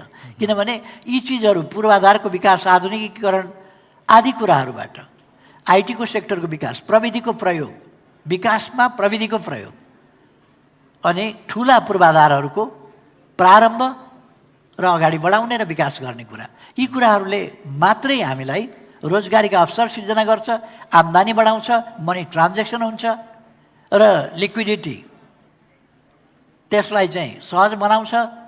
अहिलेको जस्तो त्यो अभाव हुँदैन र यसले आत्मनिर्भरता बढाउँछ स्वाभाविक रूपमा र आयात घटाउँछ, निर्यात वृद्धि गर्छ। अनेक यसका मल्टिपल सकारात्मक पक्षहरू हुन्छन्। यसर्थ पूर्वाधार विकास, ठुला आयोजनाहरू सञ्चालन गर्ने कुरा र चौतर्फी विकासका प्रयासलाई अगाडि बढाउने कुरा, रोजगारीका अवसर र देशभित्रै युवा जनशक्ति रहने कुराका निम्ति आकर्षणका विषय हुन सक्छ। मलाई यो धेरै राम्रो लाग्यो अध्यक्षज्यूले भन्नुभएको यो कृषिको बारेमा। म वित्तीय क्षेत्रमा धेरै वर्ष कार्यरत भएको भएर चाहिँ धेरैचोटि चाहिँ लोन दिएन, त्यही भएर कृषि विकास भएन भनेर म सुनिरहन्थेँ कानै पाक्ने गरेर। तर त्यो चाहिँ होइन, अध्यक्षज्यूले भन्नुभएको जस्तै पानी पुग्नु पऱ्यो, राम्रो बीज मल पुग्नु पऱ्यो र सबभन्दा मूल कुरा त मार्केट एक्सेस हुनु पऱ्यो होइन। त्यो मार्केट एक्सेस छैन भने पनि त्यो हुँदैन र त्यो सँगसँगै चाहिँ जुन चाहिँ युवाहरूलाई विदेश नजाऊ फर्क भन्नु र यहाँ अवसर नहुनु चाहिँ त्यो चाहिँ त त्यो मलाई त लाग्छ त्यो पापै हो जस्तो लाग्छ। किनभने उहाँहरू त्यसै घुम्न त गइराख्नु भएको छैन, आफ्नो परिवार पाल्नु नै गइराख्नु भएको छ। त्यही भएर त्यो चाहिँ साँच्चै नै राम्रो कुरा लाग्यो। अलिकति यहाँ अध्यक्षज्यूले सुन्नु भएको थियो, अध्यक्षज्यूको विचारमा आजको अर्थतन्त्र कुन स्थितिमा छ र आउने 5 वर्षमा अध्यक्षज्यूको नेतृत्वमा यो अर्थतन्त्रलाई कता लिएर जाने चाहिँ विचार छ हजुरको चाहिँ? हामीले हाम्रो घोषणापत्रमा स्पष्ट पारेका छौँ, साधारणतया अब 5 वर्षभित्र आधारभूत तहमा हामीले 2 वर्षभित्र नेपाली जनतालाई साक्षर बनाउँछौँ भनेका छौँ। यो सजिलो कुरा होइन। रौतहट जस्ता जिल्ला, महोत्तरी जस्ता जिल्लामा अहिले 30-32% हाराहारीमा मात्रै साक्षरता प्रतिशत रहेको अवस्था छ। कतिपय जातिगत हिसाबले पछाडि परेको समुदायमा 19, 20, 21% मात्रै साक्षरता रहेको स्थिति छ। अथवा त्यो समुदायका र ती भूगोलका बालबालिकाहरू र तिनीहरूलाई विद्यालय पुर्याउनका लागि वातावरण सिर्जना गर्ने कुरा कम चुनौतीपूर्ण छैन। त्यसर्थ 74 फागुन 3 गते सरकार बनाउने बित्तिकै फागुन र चैत 2 महिना रहे भनौँ, वैशाख 1 गते 75 वैशाख 1 गते मैले राराबाट विद्यार्थी भर्ना अभियान सुरु गरेको थिएँ। त्यो यत्तिकै थिएन। त्यसपछि मैले सिराहामा गएर तराईमा भर्ना अभियान फेरि तुरुन्तै लगभग हप्ता दिनको बिचमा त्यहाँ पनि सुरु गरेँ। यसको खास अर्थ थियो। पछि त्यो अभियानलाई हामीले त्यस वर्ष ठुलो सफलता प्राप्त गऱ्यौँ। अर्को वर्ष पनि 76 मा पनि हामीले ठुलो सफलता प्राप्त गऱ्यौँ। तर 77 मा पुग्दा कोभिडले हामीलाई सफलता प्राप्त गर्न दिएन। त्यति बेला हामी पुरै एक खालको लकडाउन र बाँधिएको स्थितिमा पुग्यौँ। 77, 78 हामी 76 देखि हामी असहज स्थितिमा पर्यौँ र त्यो क्याम्पेन जान सकेन। अब त्यस यता अहिले परमादेशबाट असंवैधानिक ढङ्गले एउटा संसदलाई छलेर मिचेर, संसदको क्षेत्राधिकार मिचेर जनताको सार्वभौम सत्तालाई बेवास्ता गरेर जुन एउटा गठबन्धनको सेटिङवाला सरकार बन्यो, त्यसपछि त यस्ता कुराहरूमा ध्यान दिने उसको समय नै छैन उनीहरूलाई। यो आफ्नो ठाउँमा छ। तर यो साक्षरता अभियान 2 वर्षभित्र हामीले सबै नेपालीलाई साक्षर बनाउँछौँ भन्नुको अर्थ स्कुल जाने, पाठशाला जाने उमेरका बालबालिकालाई साक्षरताका निम्ति विद्यालय पुर्याउँछौँ। असम्भव भएको एउटा सानो जनसङ्ख्या हुन्छ, त्यो साक्षरताका आफ्ना मापदण्ड छन्, त्यसमा म अहिले जान चाहन्न। त्यो मापदण्डका आधारमा हामीले साक्षर बनाउँछौँ भनेका छौँ सबैलाई। त्यसमा अभिभावकहरूलाई कसरी प्रेरित प्रोत्साहित गर्ने, बालबालिकालाई पुर्याउने।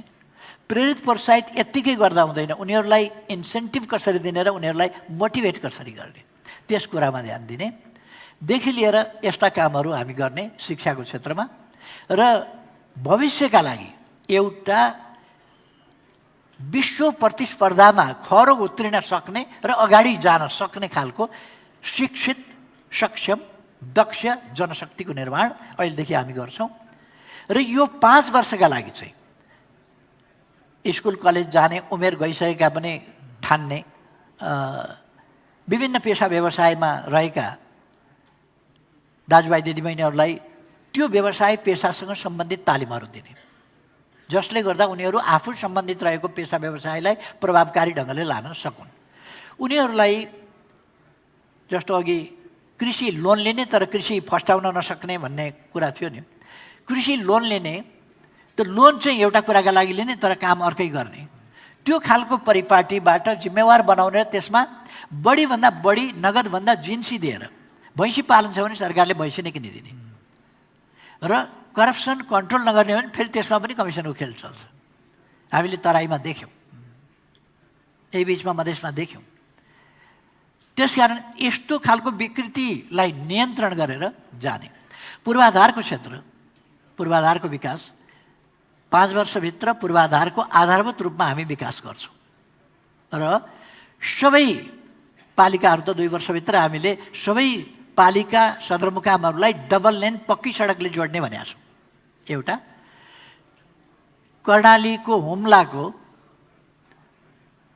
सिमीकोट केही चट्टान फोर्ने काम बाँकी भएको हुनाले जोडिन सकेका छैन, त्यसलाई पनि जोड्ने र देशको सबै ठाउँलाई सडक सञ्जालमा जोड्ने हामीले भनेका छौँ। यति डिस्टेन्ससम्ममा चाहिँ पक्की सडक हुनुपर्ने गाउँबाट भौगोलिक विकटताले सम्भव नहुने ठाउँ बाहेक सबै ठाउँमा त्यो गर्छौँ भनेका छौँ। र शिक्षाको क्षेत्र, स्वास्थ्यको क्षेत्र, पूर्वाधार विकासको क्षेत्र, भौतिक पूर्वाधार विकासको क्षेत्र, कृषिको क्षेत्र, उद्योगको क्षेत्र, व्यापारको क्षेत्र, अरू विभिन्न क्षेत्रहरूको विकास आधारभूत रूपमा गर्ने र गरिबी निवारण। अहिले जुन 18%, 17% निरपेक्ष रेखा गरिबीको रेखा मुनि छ, त्यसलाई हामीले छोटो अवधिमा 3% घटायौँ, 21%बाट 18% ल्यायौँ। कोभिडले हामीलाई त्यसमा रोक्यो, व्यवधान गर्यो, त्यसलाई घटाउन पाएनौँ। नत्र भने यो 2 वर्षमा अरू हामी 3-4% घटाइसक्थ्यौँ। र निरपेक्ष गरिबीको रेखामुनिबाट अथवा गरिबीबाट मुक्ति दिलाउने देशलाई र हाम्रो जुन दिगो विकास लक्ष्य र हामी अल्पविकसित राष्ट्रबाट विकासशील राष्ट्रमा विकास हुनका लागि संयुक्त राष्ट्रसङ्घले हामीलाई सिफारिस गरेको छ, त्यसलाई मेट्रोलाइज गर्ने, त्यसलाई फेरि हामीले ब्याक गियर लगाउन नपरोस्, त्यसलाई प्राप्त गर्ने र दिगो विकास लक्ष्य सन् 2030सम्ममा पुरा गर्ने अथवा यो 5 वर्षभित्र दिगो विकास लक्ष्यका धेरै प्यारामिटर्स हामीले मिट गरिसकेका छौँ। प्यारामिटर्स ताकेर हेरेरै हामीले काम गऱ्यौँ र मिट गऱ्यौँ। तसर्थ यी 5 वर्षमा हामीले एक ढङ्गले भन्ने हो भने नेपाल अब विकासको बाटोमा अल्पविकसित या विकास नभएको रहेन, विकासशील रह्यो भन्ने स्थितिमा पुर्याउँछौँ। हामीले काम सुरु गर्ने बित्तिकै विश्व ब्याङ्कले 2 वर्षको हाम्रो काम हेर्दाखेरि विश्व ब्याङ्कले राइजिङ स्टार, इकोनोमिकल्ली नेपाल चाहिँ राइजिङ स्टार भनेर एउटा उदाउँदो नक्षत्र, उदाउँदो सूर्य भनेर हामीलाई प्रशंसा गरेको थियो। र हामीलाई कोभिडको विरुद्धमा हामीले स्रोत साधन नहुँदै हाम्रो सम्पूर्ण सामर्थ्य प्रयोग गरेर हामीले जनताको जीवन रक्षा मुख्य कुरा हो भनेर हामीले जुन अगाडि बढायौँ त्यसले गर्दा विकसित देशहरूभन्दा कम क्षति हामीले बेहोर्नु पर्यो। यस्ता कुराहरूमा विश्व स्वास्थ्य सङ्गठनले हामीलाई समर्थन गर्यो। हामीले शिक्षा क्षेत्रमा जुन अभियान चलायौँ र जुन सफलता हासिल गऱ्यौँ त्यसलाई विश्व शिक्षा सङ्गठन युनेस्कोले हामीलाई समर्थन गर्यो, प्रशंसा गर्यो त्यसले कि नेपालको एउटा उदाहरणीय छ अहिले प्राप्त भइरहेको सफलता भनेर। यहाँ त विरोध गर्नु थियो केही पार्टीहरूलाई, केही व्यक्तिहरूलाई, केही नेताहरूलाई, आफ्ना सटरहरू बन्द हुने भए, कारोबार नचल्ने भयो, व्यापार नचल्ने भयो, झुटको खेती ओइलाउने भयो, सुखा खडेरी पर्ने भयो भनेर एमालेको विरोध गर्नु बेग्लै कुरा हो। तर विश्वले नेकपा एमालेको नेतृत्वमा हासिल भएका उपलब्धिहरूको प्रशंसा गरेको छ र त्यो प्रशंसा आगामी 5 वर्षमा हामी अझ फरक नपर्ने गरी त्यसलाई स्थापित गर्ने गरी विकासको एक पाइलो, नेपाल चाहिँ साँच्चै एक पाइलो अल्पविकसितबाट विकासशील देशमा उन्नति गर्यो है भन्ने सबै प्यारामिटरहरू हामी पुरा गर्नेछौँ। धेरै खुसी लाग्यो अध्यक्षज्यू यो कुरा सुनेर चाहिँ, सर्वसाधारण नेपाली भएको भएर चाहिँ, किनभने सुशासन नै धेरै ठुलो कुरा जस्तो लाग्छ नेपालमा। र जुन किसिमले चाहिँ पार्टीले सबै क्षेत्रलाई छोएको छ, कुनै एउटा मूल आधार मात्रै बोकेर अगाडि जाने भनेको छैन, यसले चाहिँ सबै नेपालीलाई केही न केही सकारात्मक प्रभाव पर्छ जस्तो लागेको छ। एउटा प्रश्न चाहिँ अध्यक्षज्यूले सुशासनको धेरै कुरा गर्नुभयो र धेरै नेपाली नेपालमै भएको, संसारभरि भएको चाहिँ हाम्रो मूल प्रब्लम भनेकै सुशासन र भ्रष्टाचार भन्ने चाहिँ देशमा भएको, विदेशीले हेर्दाखेरि पनि। अब यो 5 वर्ष, आउने 5 वर्षमा एमाले सरकार अध्यक्षज्यूको नेतृत्वमा भयो भनेदेखि यो सुशासन र भ्रष्टाचारलाई नियन्त्रण गर्न चाहिँ के कदमहरू लिनुहुन्छ होला? पहिलो कुरा त नेतृत्व स्वच्छ रहनु पर्दछ र नेतृत्वमा प्रतिबद्धता हुनुपर्दछ। म भ्रष्टाचार गर्दिनँ भन्ने अठोट र त्यसलाई लिप सर्भिस होइन, लिप सर्भिसको काम छैन। म भ्रष्टाचार गर्दिनँ भन्ने कुरा वचनले होइन, मनले, व्यवहारले, आचरणले भ्रष्टाचार गर्दिनँ भन्ने कुरामा प्रतिबद्ध रहनुपर्छ। र नेतृत्वले आफ्नो मातहत सम्पूर्ण राज्य संयन्त्रलाई त्यसअनुसार सञ्चालन गर्नुपर्छ। राज्य संयन्त्रको दुरुपयोग बिना भ्रष्टाचार सम्भव छैन। त्यसकारण भ्रष्टाचार नियन्त्रण गर्ने पहिलो त आफ्नो प्रतिबद्धता चाहियो, आफूमा इमान्दारिता चाहियो। राजनीतिक नेता भनेको एउटा सन्त जस्तो हुनुपर्छ, सन्यासी जस्तो हुनुपर्छ, त्यागी हुनुपर्दछ। ऊ आफै लोभी छ भने उसलाई छोराछोरी हेरेपछि माया लाग्ने, यिनको 7 पुस्ता 12 पुस्ता कसरी, 20 पुस्ता कसरी सुरक्षित बनाउने भन्ने चिन्ता लाग्ने, यिनलाई माथि माथि कसरी पुर्याउने भन्ने चिन्ता लाग्ने। यस्तो खालको हुँदा मान्छे एच्छेले युधिष्ठिरलाई जुन प्रश्न गरेका थिए कि मान्छे अक्सर के बिर्सिन्छ भन्दा मरेर जानुपर्छ र मरेर जाँदाखेरि केही पनि हुँदैन हातमा भन्ने कुरा। एकजना बादशाहले मर्नभन्दा अगाडि भने म मरेपछि त्यो बाँदर लान्छन् नि कात्रोमा, त्यति बेला मेरो हात बाहिर निकालिदिने, दुइटै हात बाहिर निकालिदिनु र त्यो दुइटै हात यस्तो खुला हुनुपर्छ, यस्तो खुला गरेर बाहिर निकालिदिनु भने। अनि किन त्यसरी तपाईँको हात चाहिँ त्यो बाँधेर लगेको के मोरो भन्छन् क्यार त्यसलाई, त्यसबाट बाहिर किन निकालिदिने र यो खुल्ला किन राख्ने भन्दा मैले मरेर जाँदा यो वैभव, यो दौलत, यो धन सम्पत्ति केही पनि लिएर गएको छैन, खाली हात छ। यो देखुन् सबैले कि मरेर जाँदा केही हुँदैन। त्यस कारण लोभ नगरून्, भ्रष्ट नहौँ। नेतामा त्यो भावना हुनुपर्छ कि वैभव क्षणिक हो। सन्तानका लागि सम्पत्ति सञ्चित गरिदिने बाबुआमा वास्तवमा सन्तानका विकासका शत्रु हुन्। किनभने सन्तान सक्षम छैन, गरी खान सक्षम छैन, उसलाई पढाइदिनुपर्छ, शिक्षा दीक्षा दिनुपर्छ, सक्षम बनाउनुपर्छ, तर उसलाई असक्षम र पैतृक सम्पत्तिमा झुन्डिएर बस्ने अयोग्य नालायक पात्र बनाउने होइन। उसलाई बाउबाजेले पौडी खेलेका भरमा खोलामा पसाएर हुन्छ आजको जमानामा? बाउबाजेले पौडी खेलेर हुँदैन, उसले आफै पौडी खेल्नुपर्छ। खोलामा त के स्विमिङ पुलमा मर्छ पौडी खेल्न जानेन भने। त्यसर्थ आफू पौडी खेल्न सिकाइदिने हो, पौडी खेल्न नसिकाएर सम्पत्ति जम्मा गरिदिने होइन। पौडी खेल्न नसिकाउने अनि रेस्क्युअर मात्रै राखिदिने, काम लाग्दैन। रेस्क्युअर निदाएका बेला खोला पानीमा पस्यो भने खतम हुन्छ। त्यसो भएर हामीले भ्रष्टाचार नियन्त्रण गर्ने सङ्कल्प राख्ने, जनतामा देशमा सुशासन दिनुपर्छ। यो देश त साझा हो नि, सरकार त विकासका निम्ति हो, जनताको सुविधा सहुलियतका निम्ति हो। जो त्यस ठाउँमा पुग्छ उसका निम्ति, एउटा सानो परिवारको घेराका निम्ति, आफन्तका निम्ति, नातागोताका निम्ति वा व्यक्तिका निम्ति, व्यक्तिको स्वार्थपूर्तिका निम्ति होइन। राज्य भनेको साझा हो, राज्य भनेको सेवक हो। उसले सुरक्षा दिनुपर्छ जनतालाई, नागरिकलाई, उसले न्याय दिनुपर्छ, उसको जीवधनको सुरक्षा, उसको अधिकारको सुरक्षा, उसको न्यायको, उसको अवसरको सुरक्षा, उसको सम्मानको सुरक्षा, यी चिजहरू दिनुपर्छ। उसका अन्य कुराहरूका सुरक्षा र राज्यबाट पाउनुपर्ने सेवा सुविधा र राज्यले पुरा गर्नुपर्ने कर्तव्य, त्यो पुरा गर्ने काम राज्यको हो। त्यसका निम्ति सुशासन आवश्यक छ। सुशासनका निम्ति भ्रष्टाचार हुन हुँदैन। भ्रष्टाचार नभएको त्यस्तो स्थिति, भ्रष्टाचार मुक्त अवस्था र 5 वर्षभित्र हाम्रो ग्यारेन्टी मध्येको कुरा के हो भने 5 वर्षभित्र हामी भ्रष्टाचार मुक्त। अब यसमा के छ भने कुनै ठाउँमा कतै कसैले लुकेर भ्रष्टाचार गर्यो भने पनि कारबाहीबाट उन्मुक्ति पाउँदैन। कारबाहीको दायरामा, कानुनको दायरामा उ पर्छ र साधारणतया भन्ने हो भने यसरी हामी 5 वर्षभित्र भ्रष्टाचार मुक्त, सुशासनयुक्त देश बनाउँछौँ। वाह, त्यो चाहिँ धेरै, यो सोच धेरै ठुलो सोच हो। यो कार्यान्वयन भएर हामी अगाडि बढ्यौँ भनेदेखि, किनभने मैले नेपाली युवाहरू, नेपाली जनतामा पाएको छु, हाम्रो बुद्धि चलाउने या पसिना बगाउने क्षमता कुनै देशको नागरिकभन्दा कम छैन।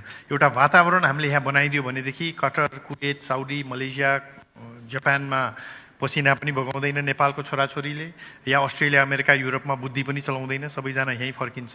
अध्यक्षज्यूले भन्नुभयो जस्तै हाम्रोलाई होइन राम्रोलाई प्राथमिकता दिनु पर्यो। अध्यक्षज्यू, त्यही हो, सबै नेपालीको चाहना चाहिँ त्यही हो कि हाम्रोलाई होइन राम्रोलाई प्राथमिकता दियो भनेदेखि चाहिँ नेपालको छोराछोरीहरू फर्किन्छन् र उनीहरूकै पसिना र बुद्धिले नेपाल अगाडि जान्छ। नेतृत्व राम्रो भयो, स्थिरता आयो भनेदेखि त्यो चाहिँ डेफिनेटली हुन्छ। एउटा शब्द चाहिँ यहाँ आइरहेको छ घोषणापत्रमा पनि, अध्यक्षज्यूले पनि 2-3 चोटि भनिसक्नुभयो।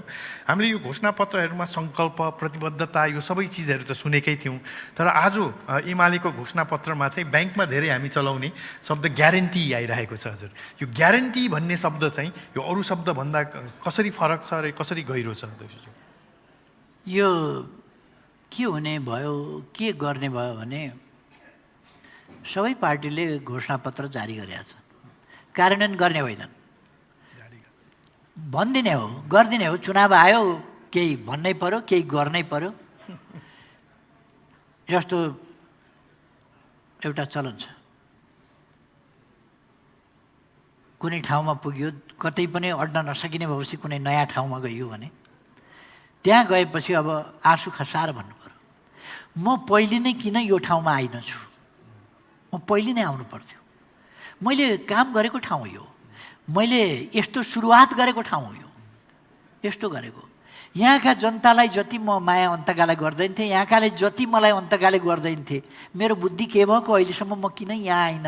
दुरु रहेपछि जनताको मन पग्लिन्छ कि? यस्ता खालका कुराहरू हुने गर्छन् मान्छेका प्रचारमा। त्यसैको प्रतिबिम्ब घोषणापत्रहरूमा अर्को ढङ्गले यो पनि गर्छु, त्यो पनि गर्छु, यस्ता कुराहरू आउने गर्छन्। नेकपा एमालेले यो घोषणापत्र मेटिएर जाने कुरा होइन, यो बिलाएर पग्लिएर जाने कुरा होइन, यो एउटा सानो बरफको घाममा राखेको बरफको डल्लो होइन जो पग्लिएर जाओस्, हराएर जाओस्, बिलाएर जाओस्। यो स्थायी कुरा हो र हामीले भनेका छौँ मङ्सिर 4 एमाले सरकार, मङ्सिर 4 एमाले सरकार, त्यो हाम्रो विश्वास हो। किनभने नेपाली जनताले अहिलेसम्म राजनीतिक पार्टीहरूलाई हेरेका छन्, राजनीतिक पार्टीहरूका भिजनहरू देखेका छन्, पोलिसी देखेका छन्, कमिटमेन्ट देखेका छन्, यो सबै देखेका छन्। त्यसर्थ मङ्सिर 4 एमाले सरकार यो अवश्य हुन्छ नै। त्यो भएपछि हामी के गर्छौँ त भन्दा भनिदिने कुरा मात्रै होइन, ग्यारेन्टी। नेपाल राष्ट्र ब्याङ्कले नोटमा लेखेका हुन्छ, यसको भुक्तानी माग्न आएमा नेपाल राष्ट्र ब्याङ्कले रु यति तुरन्त भुक्तानी दिनेछ, त्यो ग्यारेन्टी हो। त्यसको ब्यागमा त्यो एउटा पेपर, पिस अफ पेपर मात्रै होइन, एउटा कागजको टुक्रा मात्रै होइन नोट, त्यसका पछाडि राष्ट्र ब्याङ्कको ग्यारेन्टी छ। त्यसै गरेर हामी के भन्छौँ भने यो एउटा पिस अफ पेपर मात्रै होइन, सेन्ट्रल ब्याङ्कले जस्तो ग्यारेन्टी गर्छ नोटमा, त्यस्तै यो हरेक पाना मात्रै होइन, यसको हरेक अक्षर नोट जस्तो हो, जसको ग्यारेन्टी नेकपा एमाले छ, जसको ग्यारेन्टी हामी छौँ। त्यसकारण यी 20 वटा ग्यारेन्टी तपाईँले भुक्तानी माग्न सक्नुहुन्छ। ग्यारेन्टी त्यो हो जसको भुक्तानी मागिन्छ। जस्तो नोटको तपाईँले यदि नोट च्यातियो भने तपाईँ भुक्तानी माग्न जानुहोस्, मेरो नोट च्यातियो, अर्को सट्टामा दिनुहोस्, त्यो दिन्छ। किनभने त्यो कागजको टुक्रा मात्रै होइन, त्यो राष्ट्र ब्याङ्कले जिम्मा जमानी लिएर छापेर गभर्नरले सिग्नेचर गरेर पठाएको छ। त्यसै कारण यहाँ पनि गभर्नरको सिग्नेचर गरेरै पठाएको छ हाम्रो घोषणापत्र। र हामीले त्यो ग्यारेन्टी गरेका छौँ कि यसको भुक्तानी जनताले हामीसँग माग्न सक्छ र हामी रेस्पोन्सिबल भएर, उत्तरदायी भएर यसको भुक्तानी गर्न तयार छौँ। आफ्नो वचन मात्रै होइन, वचन एक्सनका लागि हो। त्यस कारण हाम्रो कमिटमेन्ट एक्सनका लागि हो। हाम्रो कमिटमेन्ट एक्सन मार्फत गोल एचिभ गर्नका लागि हो। तसर्थ हामी यसलाई एउटा निरर्थक कुरा मात्रै बनाइरहेका छैनौँ, निरर्थक चर्चाको एउटा विषय मात्रै बनाइराखेका छैनौँ। यो एउटा ग्यारेन्टी पत्र हो।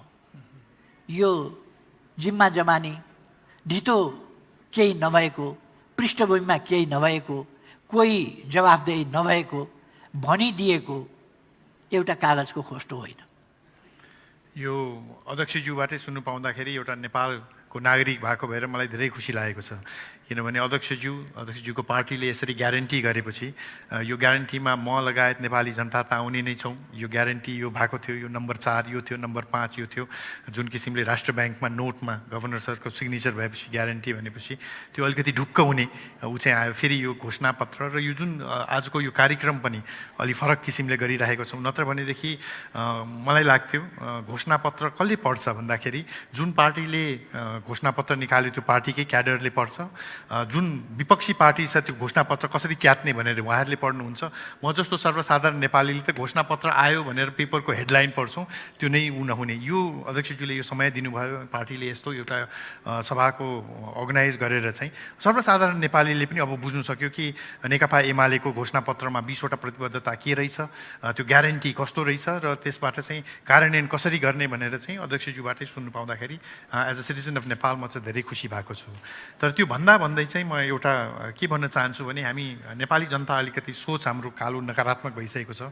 धेरैजना हामीले चाहिँ यो राष्ट्रको ढुकुटी बढाउने भन्दा पनि यो चाहिँ एउटा बाँड्ने मात्रै भइरहेको छ। त्यही भएर चाहिँ आउने चुनावमा पनि हामीले भोट गरिकन आउने दिनहरूमा चाहिँ यो भोट किन गर्ने, जो आए पनि हाम्रो राष्ट्रलाई अगाडि बढाउने भन्दा पनि ढुकुटी बाँड्ने नै भइरहेको छ। र भोट किन गर्ने त्यो अधिकांश युवाहरूलाई, र त्यसमाथि पनि सूर्यमा किन भोट गर्ने भनेर यो आखिरी प्रश्न चाहिँ म अध्यक्षज्यूलाई एकचोटि सोध्न चाहन्छु। बाँड्ने कुरा त्यति बेला गलत हुन्छ जति बेला आफ्ना छान्न थालिन्छ। जागिर आफ्नालाई, अफसर आफ्नालाई, व्यवहार कारोबार ठेकेदार पनि आफ्नैलाई, घरबेटी भन्ने सुन्नुभएको होला, आफ्नैलाई यसो गर्न थालेपछि गलत हुन्छ। आफ्ना मान्छे छानेर तपाईँ भत्ता दिन थाल्नुहुन्छ भने गलत हुन्छ। तर राज्यको नीति के हुनुपर्छ, भएका बेला, सकेका बेला, वयसका बेला कमाऊ, सक्नेहरूले कमाउन सकेकाहरूले राज्यमा योगदान गर। जो अशक्त छ, अपाङ्ग छ, या जो शारीरिक रूपमा बिल्कुल अशक्त छ, ज्येष्ठ नागरिक छ, उसले हाम्रो देशमा यदि सबै नागरिक सामाजिक सुरक्षाको दायराभित्र परिसकेका र सामाजिक सुरक्षाको ग्यारेन्टी गरिएको अवस्था छ भने ज्येष्ठ नागरिक भत्ता सत्ता दिइरहनु पर्दैन। किनभनेदेखि राम्रो पेन्सन छ, किन दिनु पर्यो? त्यसकारण हामी पेन्सनवालालाई दिँदैनौँ, खालि अहिलेसम्म हामीले बाहिरका पेन्सनरहरूलाई दिने गरेका छौँ। बाँकी हाम्रो देशभित्रैका पेन्सनरहरूलाई हामीले पेन्सन छँदैछ, त्यसकारण वृद्ध भत्ता, ज्येष्ठ नागरिक भत्ता उपलब्ध गराउने गरेको छैन। भत्ता उपलब्ध गराउँदा हामी यस पार्टीको मतदाता, यस पार्टीको यस पार्टीको छोराछोरी, यस पार्टीलाई मत दिने, यो विचारको विश्वास गर्ने, यो कुरा छुट्याएर होइन। हामी एउटा समुदाय अथवा एउटा समूहलाई टार्गेट गर्छौँ। ज्येष्ठ नागरिक भनेपछि 70 वर्षभन्दा माथिका, अहिले सरकारले 68 गरेको छ, अब 65 गर्ने भनेको छ, अब 60 ल्याउला। 25 वर्षदेखि ज्येष्ठ नागरिक घोषणापत्रमा भनिदिन्छ के भएर। अब 70 वर्षभन्दा माथिका ज्येष्ठ नागरिकहरूलाई हामीले भत्ता दिन्छौँ भन्दाखेरि सबैलाई, 68 भन्दा माथिकालाई दिन्छौँ भने सबैलाई, यो यसलाई उसलाई भनेर छुट्याएर दिने होइन। अशक्त अवस्थामा, ज्येष्ठ नागरिक भएको अवस्थामा, त्यसकारण हामीले औषधि उपचारको पनि कतिपय कुरा गरेका छौँ। 70 वर्षभन्दा माथिका यो बिमारीका यो यस्तोमा हामी यसरी उपचार गर्छौँ, यसरी स्वास्थ्य परीक्षण गर्छौँ भनेर। जीवन बिमाका लागि पनि भनेका छौँ, किनभने वृद्धावस्था खास गरी ज्येष्ठ नागरिकको उमेर, वयस भनेको धेरै रोग लाग्ने उमेर होइन, बुढौती भनेको रोग लाग्ने उमेर हो। सुगर हुन्छ, ब्लड प्रेसर हुन्छ, के हुन्छ, कता किडनीको समस्या, कता लिभरको समस्या, कता फोक्सोको समस्या, कता मुटुको समस्या, कता अर्को समस्या, यस्ता समस्याहरू हुन्छन्। यो अलिकति उमेर ढल्किँदै गएपछि अब बुढौतीतिर बढी बिमार लाग्छ, रोग लाग्छ। त्यसकारण हामीले त्यो चिज गरेका छौँ। अब यो बाँड्ने भन्ने कुरा हामी आँखा चिम्लेर, सडकमा बसेर आँखा चिम्लेर यो अक्षय तृतीयामा सातु र शरबत पानी बाँडे जसरी जो आउनुहुन्छ पिउनुहोस् जानुहोस् यसरी बाँड्ने होइन। जो आवश्यक त्यसका निम्ति हकदार छ, जसका निम्ति जीवनयापनका लागि आवश्यक छ, जसका निम्ति उसको विकासका लागि आवश्यक छ। जस्तो डेलिभरी केसमा हामीले दुर्गम ठाउँमा हेलिकप्टर पुर्याएर बिरामी उठाएर ल्याएर अस्पतालमा डेलिभरी गराउने गरेका छ, त्यो आवश्यक छ। महिनावारीको सन्दर्भमा सेनिटरी प्याड वा यस्तै आवश्यक चिजहरूका लागि 1500 वार्षिक हामीले दिने भनेका छौँ। यो आवश्यक पर्ने समुदायलाई कुनै पनि पुरुषलाई त हामी बाँड्दैनौँ नि। अनि कहाँ बाँड्नका लागि कहाँ बाँड्ने भनेको छ र? बाँड्ने त जसलाई जरुरी छ त्यसलाई बाँड्ने हो। अब बिल्कुलै शारीरिक रूपमा केही गर्न नसक्ने अवस्थाको मान्छे छ भने बाँच्न पाउनु पर्छ कि पर्दैन उसको मानव अधिकारको हिसाबले? त उसलाई राज्यले देखभाल गर्नु पर्यो कि परेन? प्रश्न के हो भने मान्छेको आय स्रोत बढाउने, आम्दानी गर्ने क्षमता बढाउने, आम्दानी बढाइदिने, आम्दानी बढे अनुसार उसले कर तिर्छ राज्यलाई र त्यस करबाट अशक्त रहेको जसले सक्छ उसले राज्यलाई दियो, जो बिल्कुल अशक्त छ उसले राज्यबाट सहायता लियो। जनताबाट सक्नेबाट सहायता लिने, नसक्नेलाई सहायता दिने, त्यसको व्यवस्थित निष्पक्ष सार्वभौम ढङ्गले छानी होइन, क्याटेगोरी तोकेर। त्यसो भएर विकास नगर्ने होइन, विकास गर्दै गर्दा मानवीय भावना पर राखेर हामी त विकास गर्ने, कहाँ अन्धा अपाङ्ग अशक्त भएका मान्छेहरूलाई कहाँ हेर्ने भन्ने कुरा हुन्छ र? त्यो त हुँदैन नि त। उहाँहरूलाई पनि हेर्नु पऱ्यो नि त। ज्येष्ठ नागरिकलाई नहेर्ने हुन्छ र? अलपत्र बालबालिका हाम्रा छोराछोरी खाते भएर सडकमा हिँडेको हेर्न सकिन्छ? म प्रधानमन्त्री हुनभन्दा अगाडि सडकमा कुकुरसँगै सुत्ने, प्लास्टिक टिपेर हिँड्ने बेहालको अवस्था बालबालिकाको थियो, जसलाई खाते नाम दिएको थियो। मैले नै भनेको हुँ, हाम्रा बालबालिका खाते हुन सक्दैनन्। हाम्रा दाजुभाइ दिदीबहिनीहरू भिख मङ्गा भएर हात पसारेर टोकरी हल्लाएर भिख माग्दै हिँड्ने जात होइन। कुनै परिस्थितिले ऊ चाहिँ अलपत्र पर्यो होला, त्यसको देखभाल राज्यले गर्नुपर्दछ, त्यसको व्यवस्था राज्यले गर्नुपर्दछ। त्यसकारण यो सामाजिक सुरक्षाको राज्य नागरिकहरूको, राज्य जनताको, राज्य नेपाली जनताको, राज्य यस भूगोलभित्र आएका, बसेका, प्रवेश गरेका, बासिन्दा रहेका मानिसहरूको। त्यसकारण कहिले कहिले हामीले नागरिक मात्रै होइन, गैर नागरिक भोकै मर्न लाग्यो भने के गर्नुहुन्छ? खुवाउनु पर्छ राज्यले। त्यसकारण हामीले मानवीय भावना अन्तर्गत एउटा उत्तरदायी, जनताप्रति उत्तरदायी राज्यको हिसाबले सामाजिक सेवाका विविध पक्षहरूसँग सम्बन्धित रहेका देखभाल जन्य, विकास जन्य वा उनीहरूले प्राप्त गर्नुपर्ने सेवा सुविधा जन्य कुराहरू हामी उपलब्ध गराउँछौँ र विकास निर्माणका कामहरूमा रोजगारीका अवसरहरू सिर्जना गर्ने र आय वृद्धि गर्ने, आम्दानी वृद्धि गर्ने, उत्पादन वृद्धि गर्ने, त्यसका निम्ति अथवा उत्पादन वृद्धि गर्ने र रोजगारीका अवसरहरू सिर्जना गर्ने कुरामा हामी प्राथमिकताका साथ लगानी गर्छौँ। हाम्रो लगानीको प्राथमिकता त्यहाँ हो, लगानी भनेको त्यहाँ हो। अलपत्र परेको बालकलाई राज्यले संरक्षण दिनु, अभिभावकत्व दिनु, उसलाई हेरविचार राम्ररी गर्नु र उसलाई उचित शिक्षा दिनु राज्यको कर्तव्य हो। त्यो लगानी राज्यका निम्ति हो, त्यो लगानी भन्नै मिल्दैन। उसको अधिकारलाई हामीले सम्मान गर्यौँ। तसर्थ विकासमा ध्यान नदिई वितरणमा ध्यान दिएको होइन, आम्दानीतर्फ ध्यान नदिई वितरणतर्फ ध्यान दिएको होइन, वितरणतर्फ हाम्रो कुनै रुचि होइन। त्यो वितरण राज्यको कर्तव्यभित्र पर्छ, मानवताभित्र पर्छ र कर्तव्य र मानवतालाई ध्यानमा राखेर, सामाजिक सुरक्षाका विविध पक्षहरू र सम्पूर्णतालाई ध्यानमा राखेर हामीले वितरण पनि राज्यले गर्नुपर्छ। भोकमरी आयो, कुनै विपद आइपर्यो, रेस्क्यु गर्नुभयो, रिलिफ दिनु पऱ्यो कि परेन? अनि त्यहाँ वितरण गर्नु परेन? त्यसकारण वितरणको मात्रै प्रश्न होइन। हामीले ज्येष्ठ नागरिक भत्ता महिनाको 100बाट सुरु गर्दा ठुला अर्थविदहरूले यो उदारीकरण, निजीकरण, बजार अर्थव्यवस्था, बजार नियन्त्रित अर्थव्यवस्था आदि भन्नेहरूले र सामाजिक लोक कल्याणकारी राज्यको अवधारणा नबुझ्ने अर्थशास्त्रीहरूले अथवा नेपाल नबुझ्ने र नेपाली जनता नबुझ्ने अर्थशास्त्रीहरूले कनिका छरेको भन्ने आरोप लगाए। केही पूर्वाग्रही राजनीतिज्ञहरूले त्यस्ता आरोप हामीलाई लगाए। तर यथार्थमा हामी त्यस्तोमा अल्मलिएर होइन, हामी जनताप्रति उत्तरदायी भएर र समग्र राष्ट्रिय विकास समग्र जनताको संरक्षण, सुरक्षा र विकास, त्यसमा ध्यान दिएर यो गरिरहेको छु। यो मेरो पनि एउटा सोच चाहिँ के छ भने कुनै पनि राष्ट्रको, र म जहिले पनि भन्छु, कुनै पनि राष्ट्रलाई धनी बनाउने हो भनेदेखि त्यो राष्ट्रको धनी मान्छेलाई गरिब बनाएर राष्ट्र कहिले पनि धनी हुँदैन। धनी मान्छेलाई मात्रै धनी बनाएर पनि राष्ट्र कहिले पनि धनी हुँदैन। गरिब मान्छेलाई धनी बनाउनु सक्यो भनेदेखि अनि राष्ट्र चाहिँ धनी हुन्छ भन्ने मेरो पनि सोच छ। अध्यक्षज्यूको मन्तव्यमा पनि त्यही मैले एकदम पाएको छु।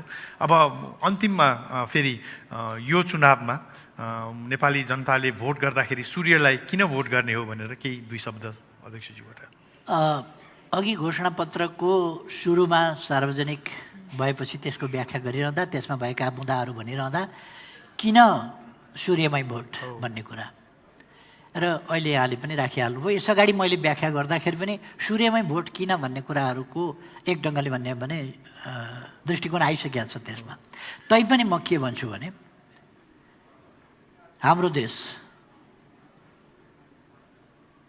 सदैव स्वाधीन रहेको देश, औपनिवेशिक युगमा पनि कसैको उपनिवेश नभएको देश, उपनिवेश हुन नमानेको, दास्ता अस्वीकार गरेको, बलिदान दिन तयार तर पराधीन हुन कहिल्यै पनि तयार नहुने त्यस्तो देश। यसको स्वाधीनता, स्वतन्त्रता, यसको सार्वभौम सत्ता, यसको भौगोलिक अखण्डता कायम राख्नका लागि, राष्ट्रिय हितहरूको वास्तविक अर्थमा रक्षा र सम्वर्धन गर्नका लागि र हाम्रो देश अत्यन्तै गौरवशाली इतिहास भएको, गौरवशाली सभ्यता भएको देश, विश्वमा अन्धकार छाउँदा यस देशमा ज्ञानको प्रादुर्भाव भएको, ज्ञानको विकास भएको देश। यसै ठाउँमा ज्ञानको प्रादुर्भाव भयो, सुरुवात भयो। यसै देशमा वेद जस्ता सर्वाधिक प्राचीनतम ग्रन्थहरूको रचना भयो, पहिले श्रुतिको रूपमा, पछि यसै ठाउँमा अक्षरहरूको आविष्कार भयो र ती लिखित रूपमा आए। यसै ठाउँमा अङ्कको आविष्कार भयो, यसै ठाउँमा शून्यको आविष्कार भयो। अङ्कहरूमा शून्यको आविष्कार ठुलो कुरा हो। यसै ठाउँमा औषधि विज्ञानको आविष्कार भयो, यसै ठाउँमा 2800 वर्ष अगाडि शल्य चिकित्सा या सर्जरीको विकास भयो। यसै ठाउँमा अहिलेभन्दा 1500 वर्षभन्दा अघि ग्राभिटेसनको सिद्धान्त र विज्ञानको प्रादुर्भाव भयो यसै ठाउँमा। र यसै ठाउँमा अनेक चिन्तनहरू, दर्शनहरूको बारेमा बाँकी दुनियाँ अन्धकारमा हुँदा छलफल हुने गर्थ्यो। यसै ठाउँमा अत्यन्त उर्वर भएको हुनाले यहाँ पशुपालन, कृषि आदिको सुरुवात भयो।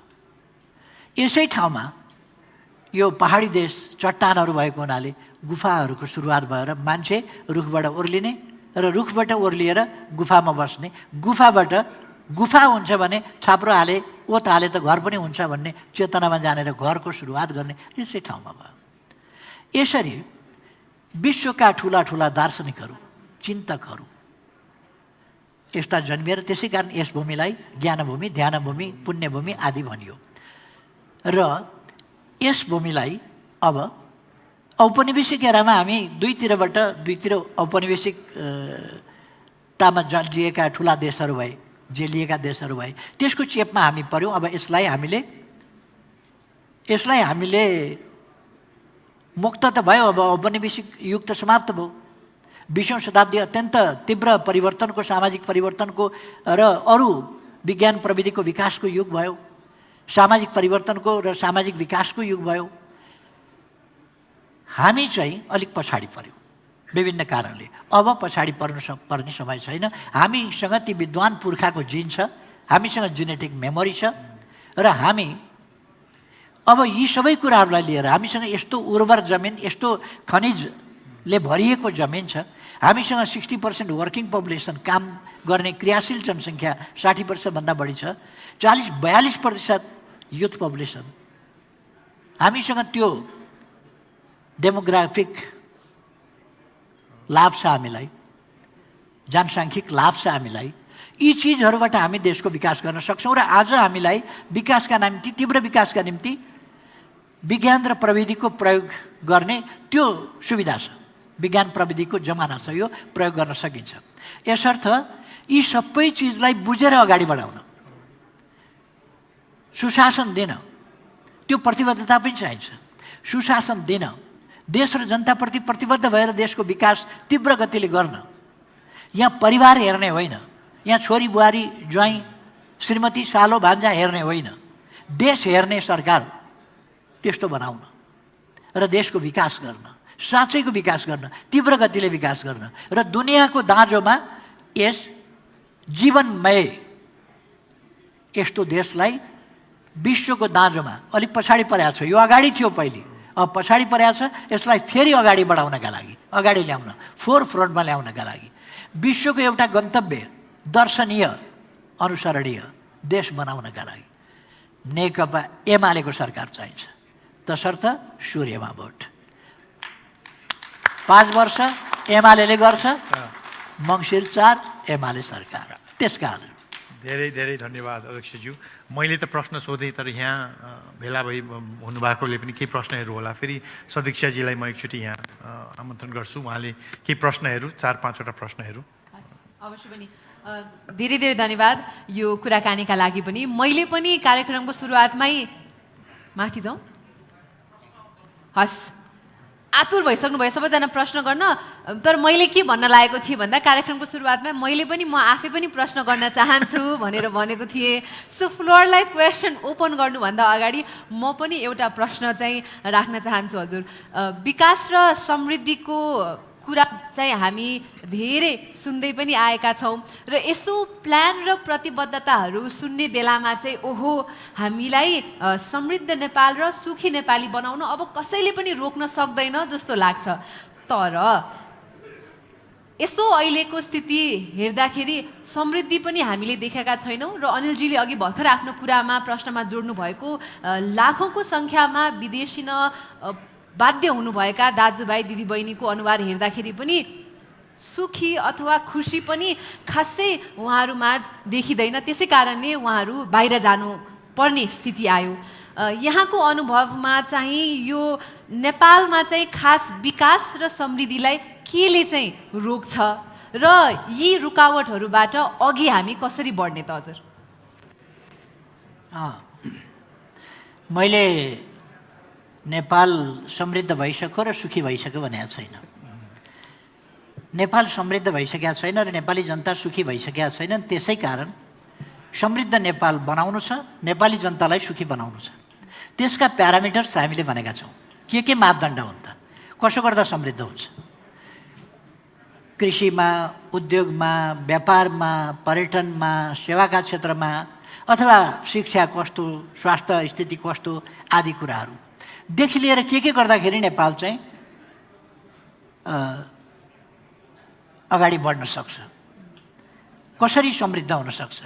समृद्ध हुनका लागि एउटा मैले भन्दै आएको छु र हाम्रो मान्यता पनि के हो भने हामी पर क्यापिटा इन्कम अथवा जिडिपीलाई नापेर नेपाल यति धनी भयो भन्दैनौँ। कति जनता गरिबीको रेखामुनि छ कि छैन अथवा कोही गरिब छ कि छैन, गरिबीमा जिन्दगी भोगिरहेको र तडपिरहेको स्थितिमा कोही नेपाली छ भने समृद्ध नेपाल भन्न सकिँदैन र सुखी नेपाली भन्न सकिँदैन। त्यसकारण हामीले भनेको पछाडि कोही छुट्नु हुँदैन, सबै अघिल्लो लाइनमा हुनुपर्छ।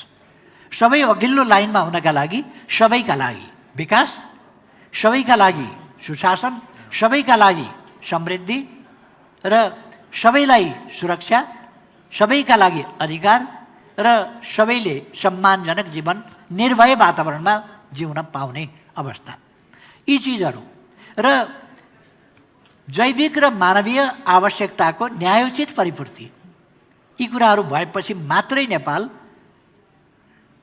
समृद्ध हुन सक्छ। र बिना कहिले कहिले राज्यले चाहिँ हस्तक्षेप त गर्नुपर्ने हुन्छ। यदि कसैले अरूका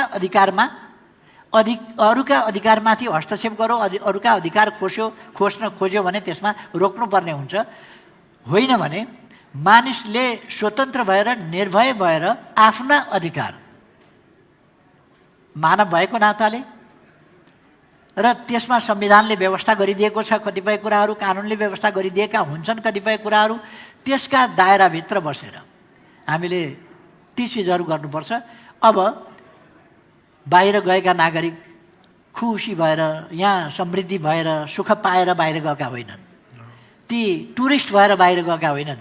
थोरै होलान् टुरिस्ट भएर जानेहरू, छुट्टी मनाउन विभिन्न देशहरूमा जाने, विभिन्न आइल्यान्ड कन्ट्रीहरूमा जाने, विभिन्न रमणीय ठाउँहरूमा जानेको सङ्ख्या पनि छँदै छैन भन्दिनँ। त्यो सङ्ख्या कुनै प्रतिशतमा आउँदैन, अत्यन्त सानो सङ्ख्या होला।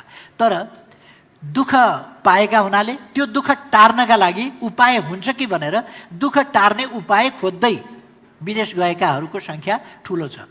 यसर्थ त्यो सङ्ख्यालाई देशभित्रै राख्ने, रहन सक्ने, रहौँ लाग्ने वातावरण बनाउन, उहाँहरूलाई पनि देशैभित्र राख्ने र देशको विकासका निम्ति काम लगाउन, त्यसमा सहभागी गराउन हामीले काम गर्नु परेको छ। तसर्थ हामी अघि मैले धेरै व्याख्या पनि गरेँ र हाम्रो घोषणापत्रले पनि तिनै कुराहरूलाई भनेको छ कि हामी इमान्दारिताका साथ राष्ट्रिय हितको रक्षा सम्वर्धन, लोकतन्त्रको रक्षा सम्वर्धन र हामी आफै पनि व्यक्तिगत तवरमा पनि हामीले लोकतन्त्रका लागि केही बलिदान गरेका छौँ, दुःख कष्ट भोगेका छौँ, भूमिगत गएका छौँ, जेलनेल खटेका छौँ, निर्वासन भोगेका छौँ, आदि कष्टहरू भोगेर आएका हुनाले पनि हामीलाई विशेष माया छ। किनभने यो स्थितिमा लोकतन्त्रलाई ल्याइ पुर्याउन यत्तिकै होइन, अरूले ल्याइदिएको लोकतन्त्रमा मजाक जसरी सञ्चार माध्यममा आउने काम हामीले गरेको होइन, देश बनाउने सङ्कल्पका निम्ति हामी प्रयास गरिरहेका छौँ। त्यसर्थ समृद्ध नेपाल, सुखी नेपाली हामी नेपालीले बनाउने हो। यो हाम्रो नेपाल हामी नेपालीले बनाउने। कस्तो बनाउने भन्दा समृद्ध बनाउने र जनता सबैलाई सुखी बनाउने। नेपाल कस्तो देश हो भन्दा जुन विकसित छ, समृद्ध छ, आधुनिक छ र नेपाली जनता कस्तो अवस्थामा छन् भन्दा सुख पाएका छन्, सबै सुखी छन् भन्ने स्थितिमा पुर्याउने हाम्रो पार्टीको गन्तव्य हो। त्यसैले हामीले भनेका समृद्ध नेपाल, सुखी नेपाल। धेरै धेरै धन्यवाद हजुर। प्रश्नहरू सोध्ने अवश्य पनि धेरैजना हुनुहुन्छ होला। म 1, 2, 3 पक्नुहोस् है त। हामी माइक पनि दिन्छौँ यहाँलाई। सठिक रूपमा आफ्नो नाम पश्चात प्रश्न मात्रै, धेरै विश्लेषण नगरिकन प्रश्न मात्रै सोध्नका लागि अनुरोध गर्न चाहन्छौँ। 1, 2, 3। 1, 2 यहाँ 2 जना, त्यसपछि उताबाट 3। हामीसँग 15 मिनट मात्रै छ, हामीले छुट्याएका छौँ। सो आफ्नो प्रश्न चाहिँ सठिक रूपमा राखिदिनको लागि म अनुरोध गर्दछु। हजुर नमस्कार, म नवराज नेउपाने। तपाईँको यो 20 ग्यारेन्टीमा चाहिँ चुच्चे नक्सा परेको छैन जस्तो लाग्यो। कम्फर्टेबल भन्नुहुन्थ्यो केहीले, त्यस्तै कम्फर्टेबल हो कि चुच्चे नक्साको विषयमा केही ग्यारेन्टी गर्नुहुन्छ? Thank you.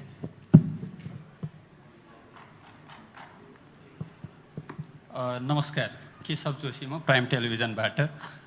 अध्यक्ष, भुक्तानी लिन आउँदा हुन्छ भनेर भन्नुभएको छ। अहिलेका ग्यारेन्टीहरू चिल्ला मिठा गुलिया छन् सुन्दाखेरि यसको भुक्तानी लिन आउलान् धेरै। तर योभन्दा अघिल्लो निर्वाचनमा जुन चाहिँ मिठा कुराहरू थिए, ग्यास पाइपलाइन मार्फत चाहिँ भान्सामा चाहिँ ग्यास पुर्याउनेदेखि लिएर रेलदेखि लिएर सबै कुराहरू रेलका, ती कुराहरूको चाहिँ भुक्तानी माग्न चाहिँ कहाँ पुग्ने हो अध्यक्ष?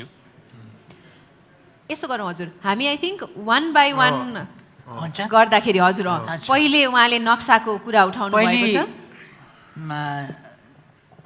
चुच्चे नक्सा भन्नुभयो, म चुच्चे नक्सा भन्न चाहन्न, म गुमेको भूभाग सामेल गरेर बनाइएको नयाँ नक्सा भन्न चाहन्छु। नेपालको नक्साको विशेषता चुच्चे र बुच्चेको होइन, गुमेको भूभाग, गुमेकै अवस्था र गुमेको भूभाग समेत सामेल गरेर प्रकाशित गरिएको नयाँ नक्सा, यसको कुरा हो। यो कुनै एउटा रमाइलोको लागि गरिएको होइन। जुन नक्सा प्रशासनिक राजनीतिक प्रशासनिक नक्सा त्यो नेपाल सरकारले जानी बुझिकन जिम्मेवारीका साथ छापेको हो। जति बेर मेरो नेतृत्वमा नेपाल सरकार थियो, म प्रधानमन्त्री हुँदा। त्यस कुरालाई संसदले ऐतिहासिक रूपमा सर्वसम्मतिले, संविधानको सन्दर्भमा अरू कुनै प्रश्नमा सर्वसम्मति रहेन, नेपालको गुमेको भूभाग सामेल गरेर नक्सा छाप्ने कुरामा स्वेच्छाले होस् बाध्यताले होस्, अवश्य नै बाध्यता पनि होलान् कतिका, तर सर्वसम्मति बाध्यता भए पनि मान्छेका निम्ति अनिवार्य भयो। सर्वसम्मतिले नेपालको नयाँ नक्सा छापियो, जो वास्तविक नक्सा हो नेपालको। नेपालको भूभाग त्यही हो जुन अहिले नक्सामा हामीले छापेका छौँ, त्यो भूभाग हो आजको नेपालको नक्सा। त्यसकारण यो कुनै खेलबाडको मजाकको विषय होइन। यसमा मैले त्यति भने हुन्छ कि यसको सम्बन्धमा हामी सरकारमा रहँदा हामीले लिखित रूपमा संवाद र संवाद मार्फत यस समस्यालाई टुङ्ग्याउने भनेर भनिसकेपछि अरू यसमा नक्सा छाप्छु भन्ने कुराको ग्यारेन्टी गरिरहनु परेन, किनभने त्यो छापिसक्यो, नेपालको भूभाग सामेल गरेर भइसक्यो र हामीले गर्ने जति सबै कुरा ग्यारेन्टी भनिरहनु पर्दैन। त्यसकारण यो स्वतः ग्यारेन्टिड कुरा हो। हामीले पहिलेदेखि नै यो प्रोसेस चलाइसकेका छौँ, त्यसकारण यसमा मैले थप केही भनिरहनु पर्ला जस्तो लाग्दैन। अर्को प्रश्नकर्ताले सोध्नु भएको छ, यस्ता गुलिया मिठा कुरा पहिले पनि गरेका थियो, घर घरमा पाइपलाइन, घर घरमा ग्यास चुलामा पुर्याउँछु भन्ने हाम्रो घोषणापत्रमा पहिले थियो।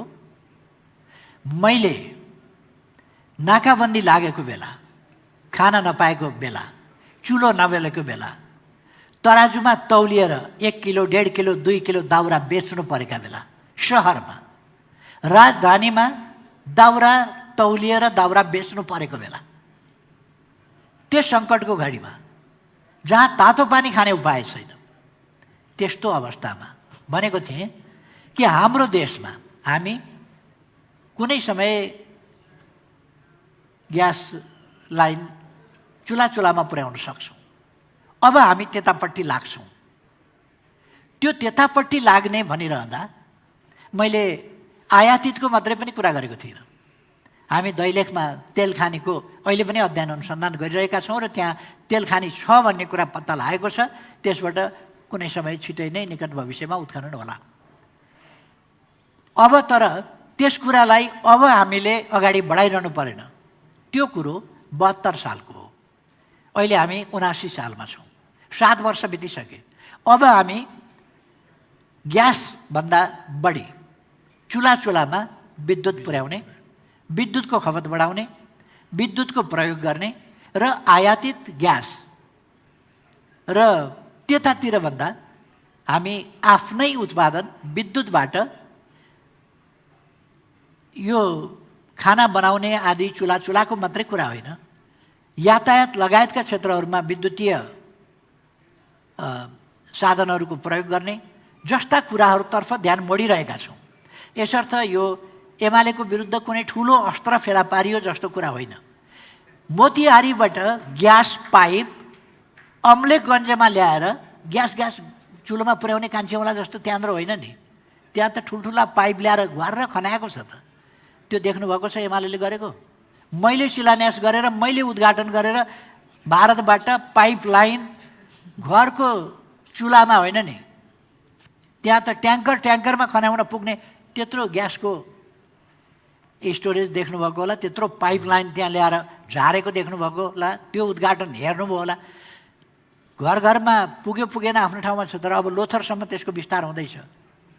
यसो भएर हामी विकासलाई एउटा जडसूत्र शब्दको हिसाबमा मात्रै होइन, त्यसको स्पिरिटको हिसाबमा पनि। त्यति बेला हामीले निराशामा डुब्न हुँदैन थियो, आशावारितामा जानु पर्थ्यो। हाम्रो भविष्य उज्जवल छ, हामी विद्युतीकरणतर्फ जान्छौँ, विद्युतको प्रयोगले फोसिल फ्युललाई विस्थापन गर्नेतिर जान्छौँ र आज त्यसतिर जाँदैछौँ। त्यति बेला ग्यासबाट पीडित थियौँ हामी, त्यस कारण त्यो ग्यासबाट पीडित भएको हुनाले मैले भनेको थिएँ नेपालीले कुनै समय ग्यास घर घरमा पुर्याउने सोच्न सक्छ। अब अर्को कुरा के छ भने हामीले एकतिर एउटा देशबाट मात्रै बेष्टित भइरहेको स्थितिलाई त्यसै कारण तोड्यौँ, अर्को देशतिरबाट पनि ट्रान्सपोर्ट ट्रान्जिट एग्रिमेन्ट गऱ्यौँ र त्यहाँबाट पनि विभिन्न नाकाहरू खोल्यौँ र अब यातायात पारवहन आदिका अर्कोतिरबाट पनि सुविधा ल्याउँ।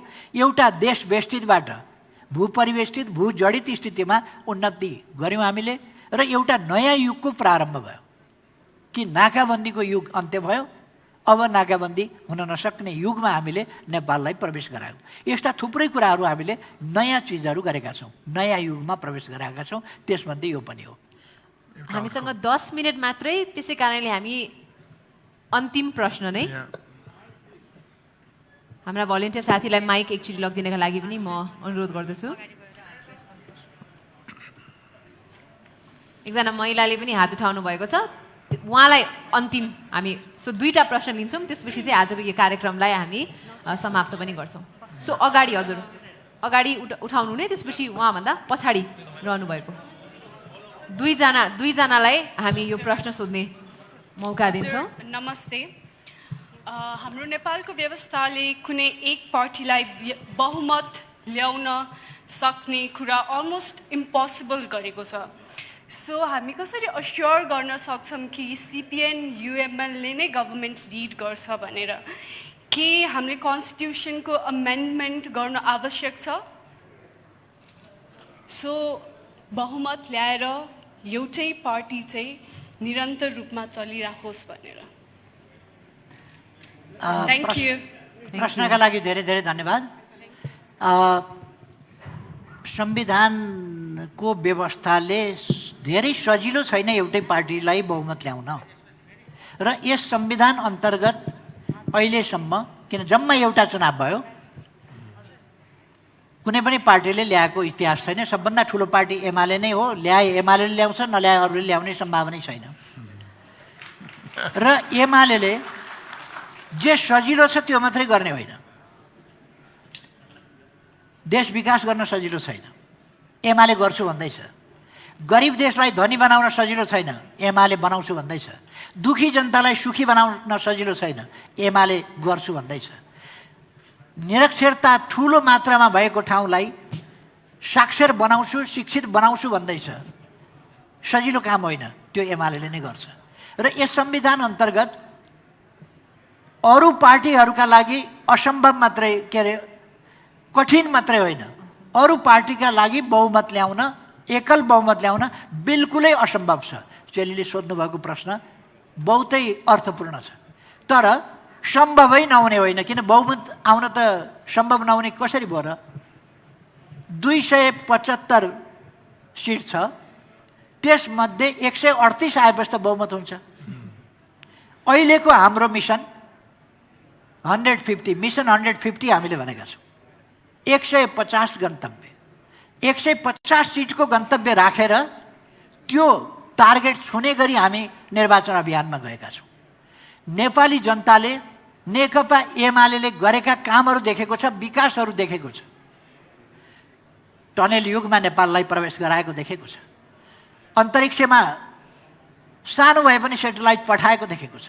अन्तरिक्षमा हाम्रो सेटेलाइट राख्ने स्थान हामीले सुरक्षित गरेका छौँ। हामीले पानी जहाजको कुरा गर्दा मजाक उडाउनेहरू घोषणापत्रमा पानी जहाज अघिल्लै चुनावमा राखेर छाप्न बाध्य भए।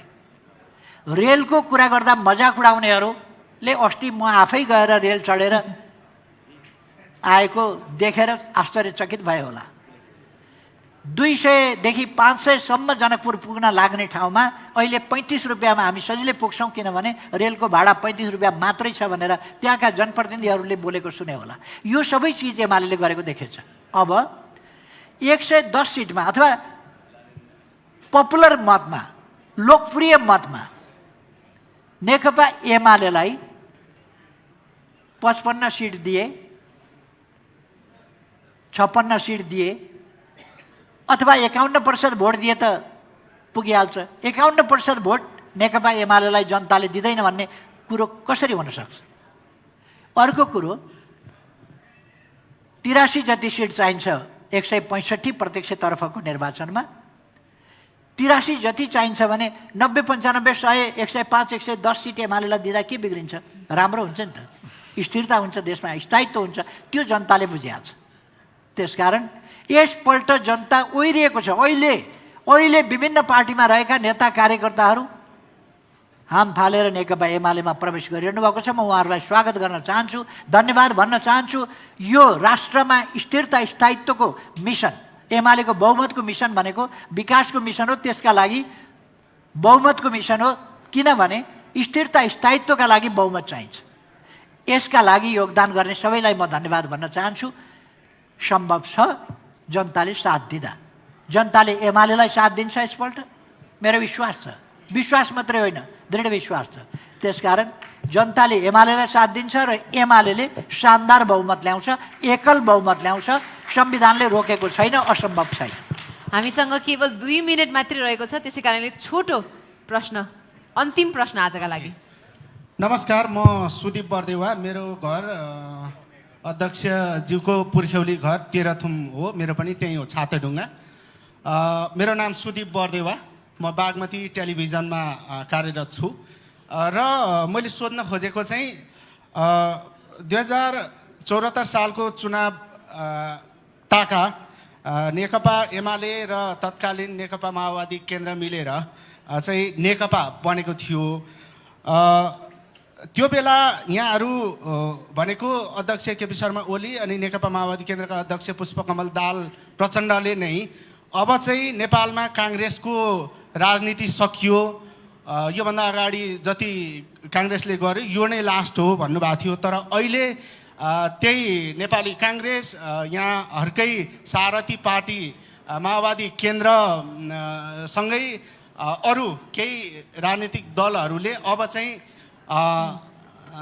यो देशमा सबैभन्दा बढी खतरा कोहीबाट छ भने नेकपा एमालेबाट छ, अध्यक्ष केपी शर्मा ओलीबाट छ भनेर गाउँ गाउँ गएर चुनावी चहल पहलको क्रममा मतदाता जनतालाई भनिरहेका छन्। यो कुरालाई यहाँले कसरी खण्डन गर्नुहुन्छ? र अब लामो नगरौँ, एउटा मात्रै प्रश्न गर्नु हजुर। र अब यहाँहरूले भने जस्तो यो घोषणापत्रको सार बुझ्दाखेरि यहाँहरूको कन्फिडेन्स हेर्दाखेरि मङ्सिर 4 पछि यहाँहरूकै सरकार बन्छ जस्तो कुरा गर्नुभयो। त्यो पछि प्रधानमन्त्री चाहिँ अध्यक्ष केपी शर्मा ओली नै हो कि अरू युवाहरूले प्रधानमन्त्री हुन पाउँछन्? धन्यवाद।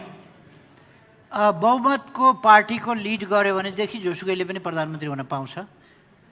त्यसमा कुनै भ्रम राख्नु जरुरी छैन। निषेध कसैलाई गरिएको छैन।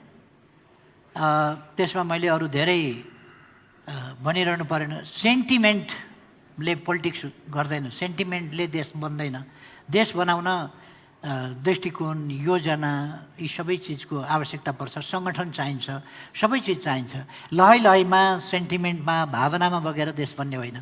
अर्को तपाईँले केही मान्छेहरूले एमाले नै खतरा हो, एमालेको अध्यक्ष केपी ओली नै खतरा हो भनेर भन्नुभयो नि। उहाँहरूका लागि खतरा हो।